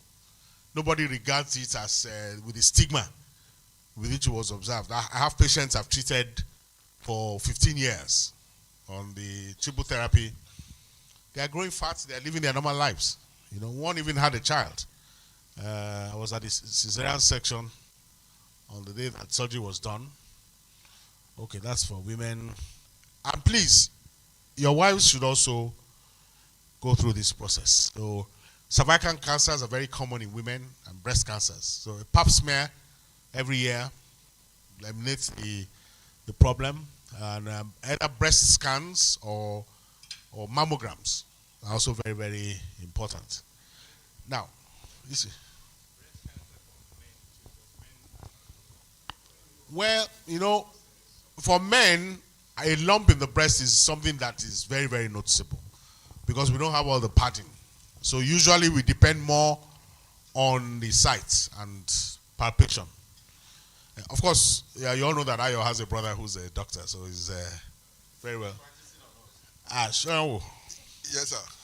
So two things I wanted to you to really elaborate on, especially for people of our age. Prostate and kidney and liver. What are those things that we need to avoid? And what are those things? Oh, well, okay, sorry. I went. Yeah, yes. But for your benefit. No, it's all right. While you were away, I said there's a friend of ours you will know who can do it 3 times a day.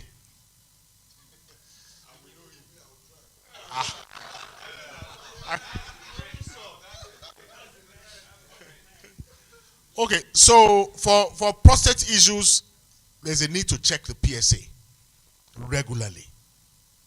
You know, the PSA is prostate specific antigen.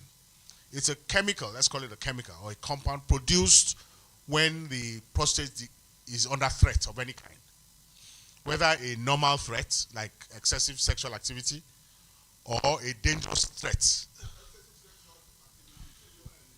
No, it's a normal, that's normal. That's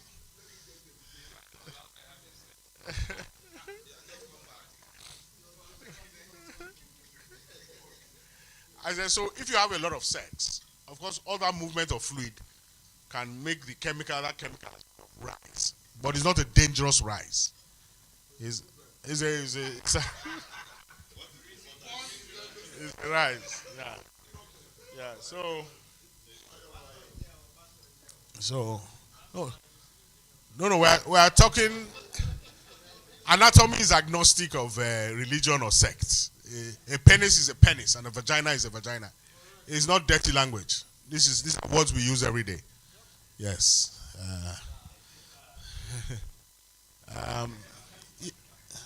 So,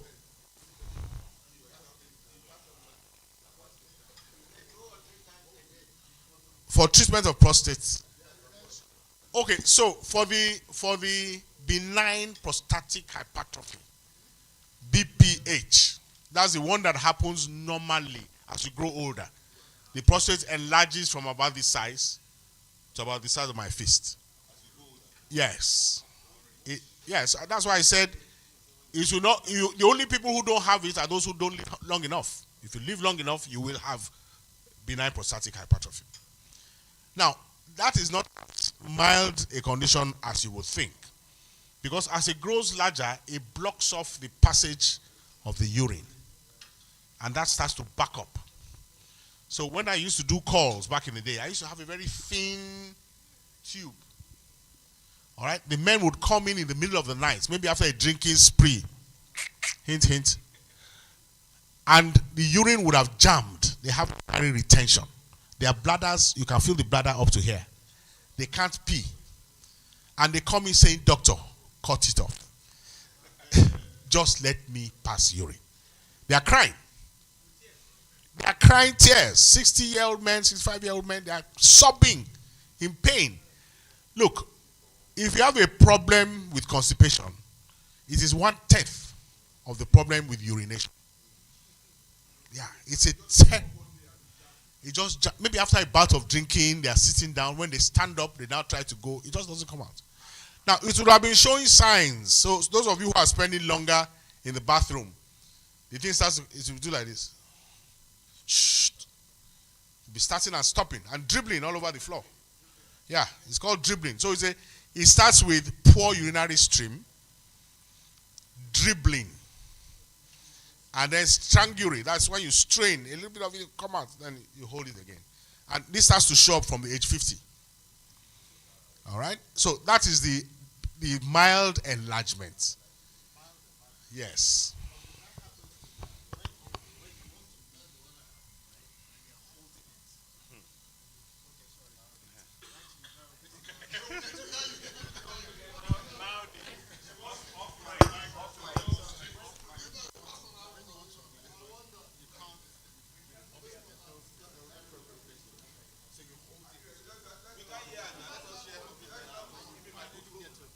Please, this is a consultation. Doctor-patient confidentiality.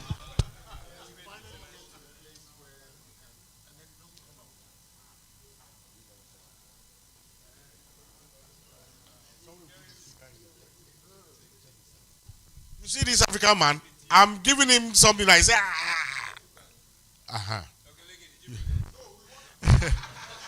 he's not yet there, but it can happen. So, once you start noticing those signs, you go and see a doctor who specializes, a urologist. A urologist, yes, or a plumber. The urologist will insert his index finger inside your back passage to get an idea of the size of the prostate. If it's large and smooth, it's probably benign. If it's large and rocky, with a rocky outline, hey, these are danger signals. But ultimately, the treatment is surgical for the benign type. If it's starting now, you can use drugs like dutasteride, Flomax. You know? No. If it is starting now, you can use some drugs. Pardon?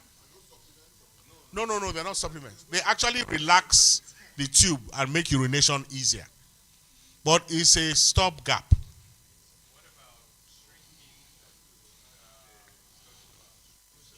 Oh yes. So there are now techniques whereby you can block the blood supply to the prostate and make it shrink. Yeah, it can shrink. Oh, general or spinal anesthesia. An injection in the spine, you won't feel anything. Epidural.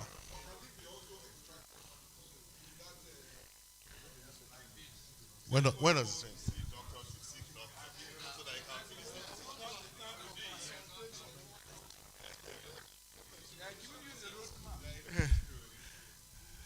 Yes.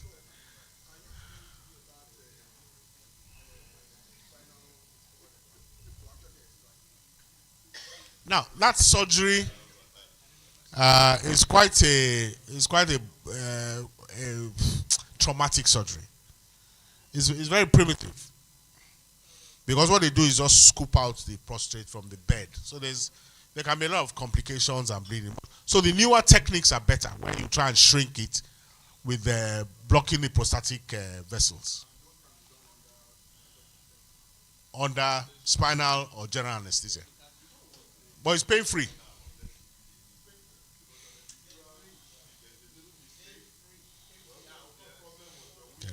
Pain-free. From wheelie to wheelchair. I like that. Okay. So, about medical examinations and tests. Where there's no anomaly, you've established a baseline.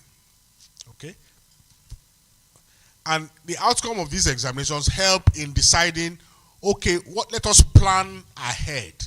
If you are, for example, if you have high blood pressure, all right, then you need to be on some medication that will lower the pressure so that the pressure doesn't damage vessels in the brain, in the eyes, and in the kidneys, which is where, and in the heart. All right? So it helps us to know what is wrong, where is it wrong, what can be done to decrease the effect towards the future. I think if that's all you take away from this little talk, then I would have, it would have been worthwhile coming here. Do a medical, establish if there's anything wrong. If there's nothing wrong, good for you, repeat it the following year. And in that way, you can pick up these issues well before they become monsters. Because I have seen monstrous cases, like my friend who died. We've seen on my table in the Metropolitan Club, maybe 10 to 12 people have had prostate cancer. It's commonplace, and they're all in their 60s. So from about this time on, that's when the danger signals are being flagged. Yes, Ira. Question on white blood cell count. I have a low count, and that's typical for black people, I understand. And so every time I do my physical, they're always concerned. But I've actually been sent to a cancer specialist many moons ago. Very low, yeah. And they've been like that for about 30 years. And I just had my physical again like July 19th. So this comes up all the time, and I reassured that I'll send to an oncologist, And he said, look, for black people, it's different. Okay, so they use the medical books based on white people and results and all that. And so he said, I'm hardly ever sick. But he said that means my white blood cells are just lazy. They hang on the wall, but wait, that's why they don't show up in the count. And when it's time to do their job, they come in and do their jobs and go back. So I've always been like that. I've not been worried. So I wonder who else here has that, because it's a black thing. It's not just African, but black folk. So.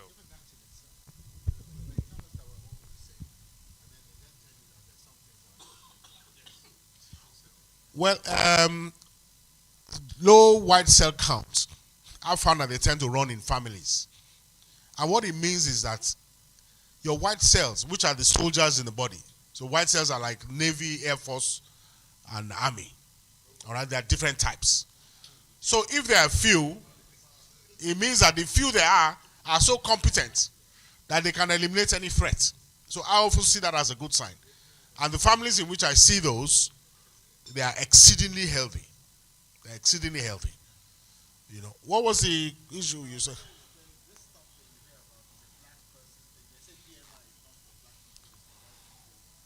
We're not actually identical. People can appreciate that in 100 meters lineup at the Olympics is all black. Physically, there's no doubt that we're stronger. We tend to have higher testosterone levels. So we develop what they call cannonball musculature. Without taking steroids, you see a black bricklayer with cannonball muscles. The Oriental cannot develop those muscles even with testosterone. The Caucasian can. So we have longer, thinner tendons. That's why they say white men can't jump. A black guy jumps like this and is in the basket. So we're different physically. You know, we're very, very different. Especially when it comes to the power sports. The blacks they have fast twitch muscles, they're faster, they're stronger. So all those things that need those kind of musculature, you know, but with you don't see black people doing skating, things with balance, swimming. Let's not talk about brain, it's controversial. Yes. They appear to be able to work better in groups than we can. One-on-one, there seems to not to be too much difference.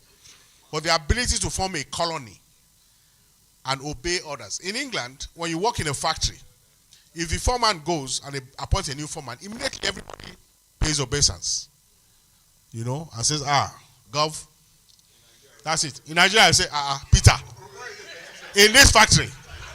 No. In this factory, we go scatter this place.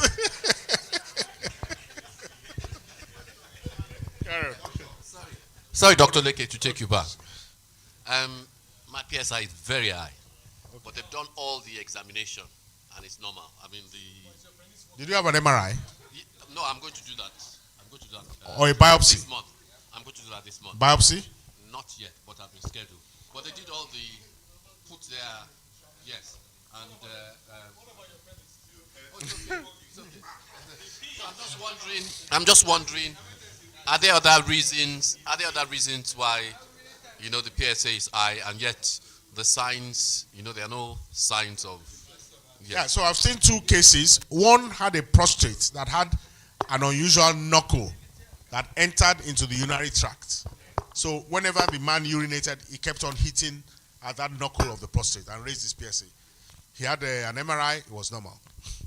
The other is a chronic prostatic infection.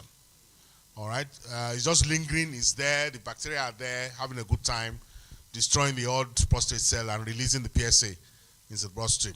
You know, so that can also be a cause. But a biopsy and MRI, very important.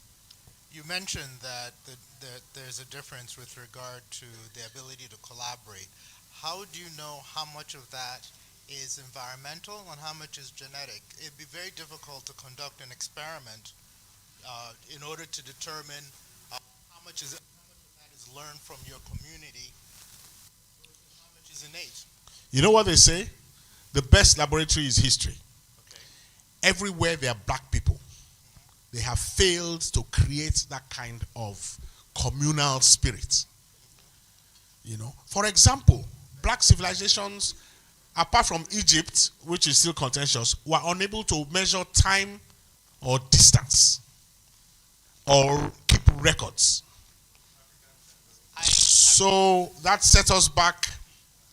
I can tell you that I've read a book, and they mentioned a lot of the issues in Africa were with regard to particular diseases that alter some type of long-term behavior. I'll find the book for you.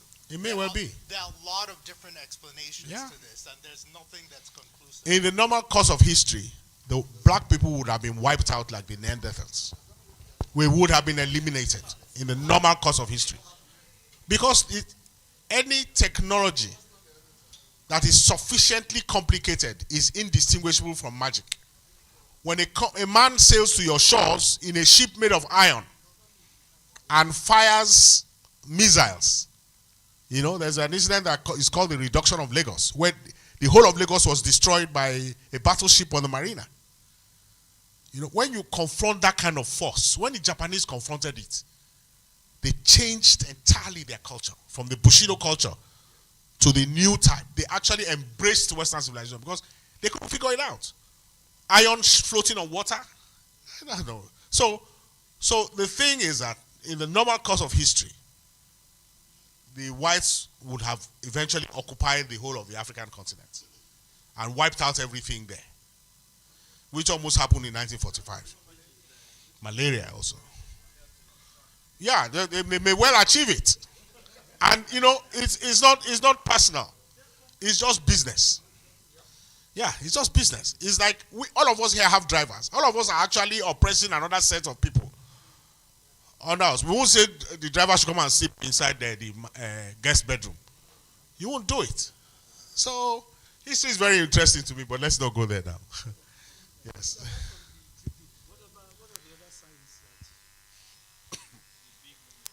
The stream, first of all, the stream narrows. You know, young boys have a game they play. They see who can pee the furthest or hit the ceiling. But none of us here can try it. The thing will just do like this. So the stream, the force with which the urine flows begins to diminish. All right? It starts to diminish. After a while, it starts to drop. And then after a while, it starts to cut out. So you can tell it's a spectrum of diminished caliber. Right?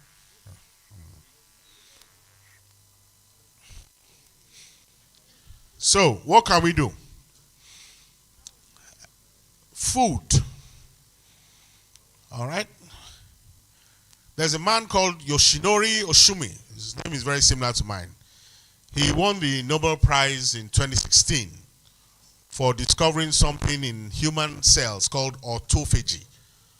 Autophagy, the ability of the body to eat itself. Now, this is a mechanism. It's like an audit mechanism or a spring cleaning mechanism that we all have in our bodies. Under stress or situations of starvation, the body starts to mop up the surplus things and use it for its own good. It increases the efficiency of the body. And this happens, it begins to kick in after about 14 hours. When the body no longer consumes the food it ate, but starts to consume the stores. All right? And that's the basis of what we call intermittent fasting, which is a very interesting, which I practice. So when I eat up to 8 o'clock in the evening, I don't eat anything till 12. 12 the following day. That's an 18-hour fast. All right? Start it immediately, start gradually. You know, and what you find is that it's almost as if it slows the process of aging. You can read it up.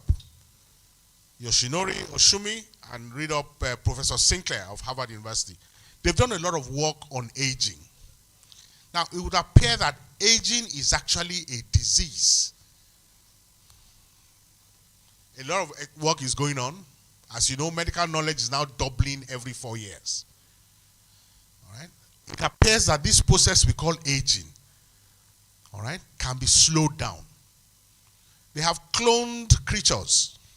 And when they clone those creatures are new without age. They take an old cell and create a new life. And the new life is like a newborn. So there's something in the program which we run, the software program which we run called DNA, that can prolong life and maintain it at the level, at an optimal level. This process will be unlocked, I have no doubt. Right now, they're able to reverse the age of skin cells by 20 to 30 years. Now, as we speak. By a process which is reversing aging. And I am sure that in another 5 to 10 years, they might be able to do it for the whole body. So the plan is, try and stay young. Don't go and get a stroke or destroy one part of your body. When this therapy comes in, well, it will come in. People will die when they want to die, ultimately.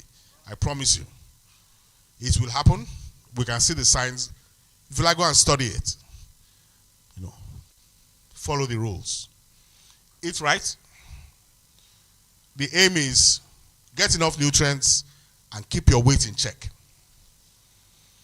Your BMI, yes, it can be higher for black people. Should not exceed 30. That really is the upper limit. Regular exercise. And exercise means that a process that you do continuously for a minimum of 15 minutes. When it's less than that, you don't get the optimal gain. A minimum of 15 minutes allows the aerobic exercise to kick in. You must do it continuously for 15 minutes, minimum. You can be walking.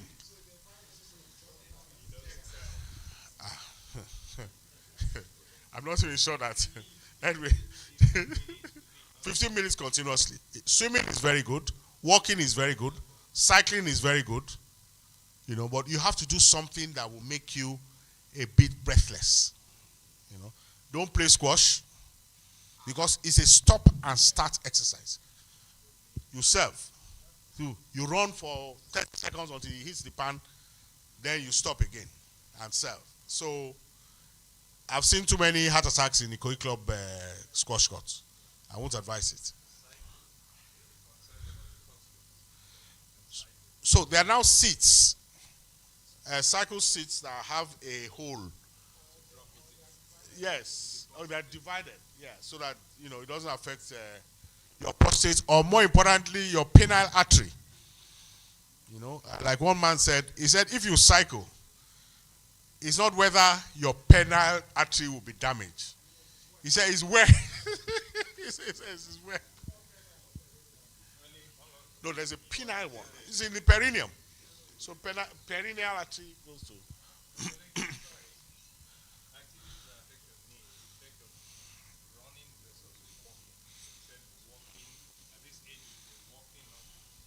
So knees and ankles and the lower back, you need to be careful because they're so vital for locomotion. There's no value of life if you can't move around. All right? Life has no value if you are immobile. So you've got to preserve the lower back, the knees, and the ankles. Now, that's why all those sports I mentioned, they're not high impact. When you run and you land, you are transmitting 5 to 10 times body weight. A shock wave is going through that axis. So swimming is weightless and there's no damage to the joints. Cycling is also mostly weightless if you keep it moderate. Walking, all of us walk. So jogging, I don't encourage jogging, yeah. Rest and recreation. R&R, the Americans call it. It's very important to take a rest from Question, time to sir. time. Sir, Yes. question. Quick one. So I play a lot of squash, right? Okay. And 20 years ago, I could play 5 times a week, right? Now it's once a week. So you have the issues of the knees, but what I need to find out is about the back, the lower back. Is it the SUVs? Is it slouching in front of a TV? Is it standing for too long? The lower back is a problem, and I get that feeling. Okay, so as you know, the bone bones of the back, all right, there are 5 in the lower back, 12 in the upper back, and 7 in the neck. All right, they are stacked one on top of the other, just like bricks. And they are more or less, they don't heal very well because of the nature of the bone. Once the damage occurs, when they heal with all kinds of spikes. They heal very roughly. And then there's a cushion in between each bone. Now, all those elements cause back problems to occur very, very easily, particularly when there's heavy usage. So all the flexible areas in that backbone are prone to degeneration and damage. So cervical spondylosis in the 7 bones of the neck. You were wearing a collar earlier today, you know, and that can be so bad that it can actually cause paralysis. Yeah, if there's pressure on the spinal cord, the brain extends to the back through the spinal cord. So the spinal cord is an extension of the brain. Is that vital? So it has to be preserved. So do we get rid of these SUVs? They're a problem. Because I've had an orthopedic doctor tell me that it's in an SUV and it's a problem. Well, I'm not sure which SUV you drive, but there's no reason why. You see, the seat of the car is ergonomically designed. It has a curvature which should fit into your back. Yeah, it's carved better than the one you use at home. So there really shouldn't be. It's the bending to pick the ball. That is where the problem is. In fact, at this age, if you want to pick anything, please pick it like this. Yes, use your legs. These are the levers, for those who remember physics. Back is a flexible chain. It's not a lever. And when you use it as a lever, if the vertebrae... I have a friend who bent down to pick a squash ball. They carried him out like that. He slipped a disc. Yeah. They had to carry him out bent over like that. So, you said? All those sports. See, the kind of twisting forces you have to generate to hit that golf ball.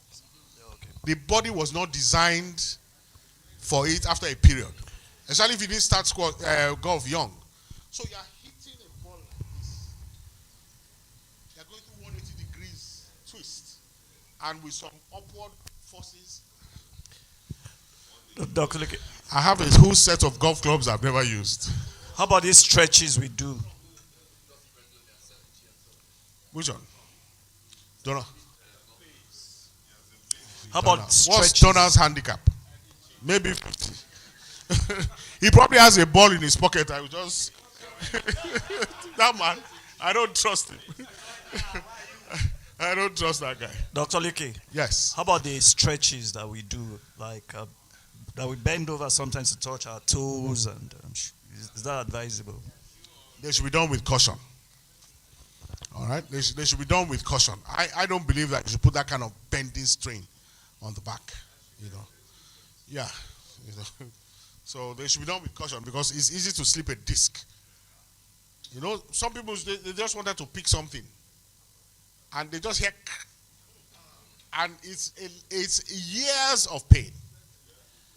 Yes, back problems are so common. And we have to be very careful with our backs. Very careful. Yeah. And back surgery is also notoriously ineffective. Yeah.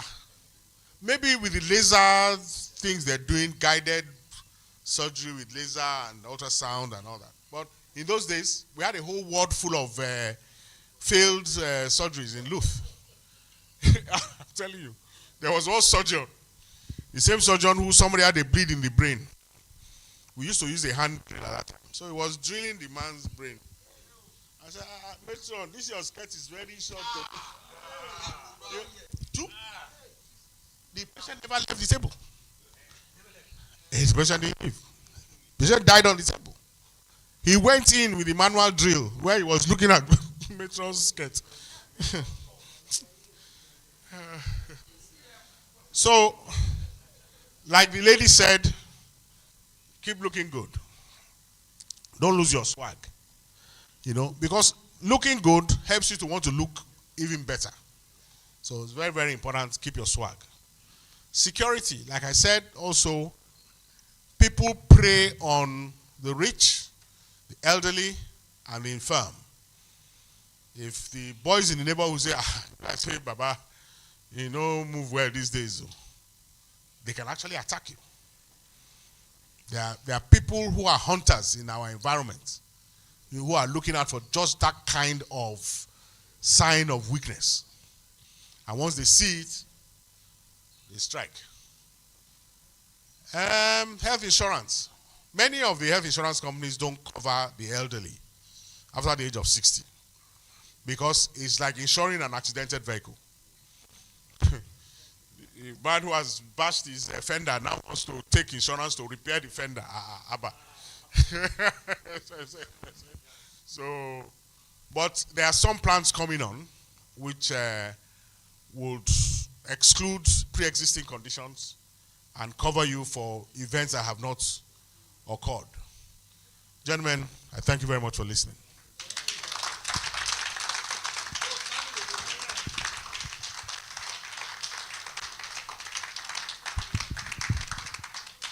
Sorry, I'm going to ask Ayo Nofeko to do the vote of thanks. But I was just going to say before, you know, when Eboleke said, keep your swag, he still dances up to now. Oh, thank you. He dances with, he doesn't dance with, he dances. So Ayo. Eboleke, can you tempt you to stay the night? Somebody is waiting.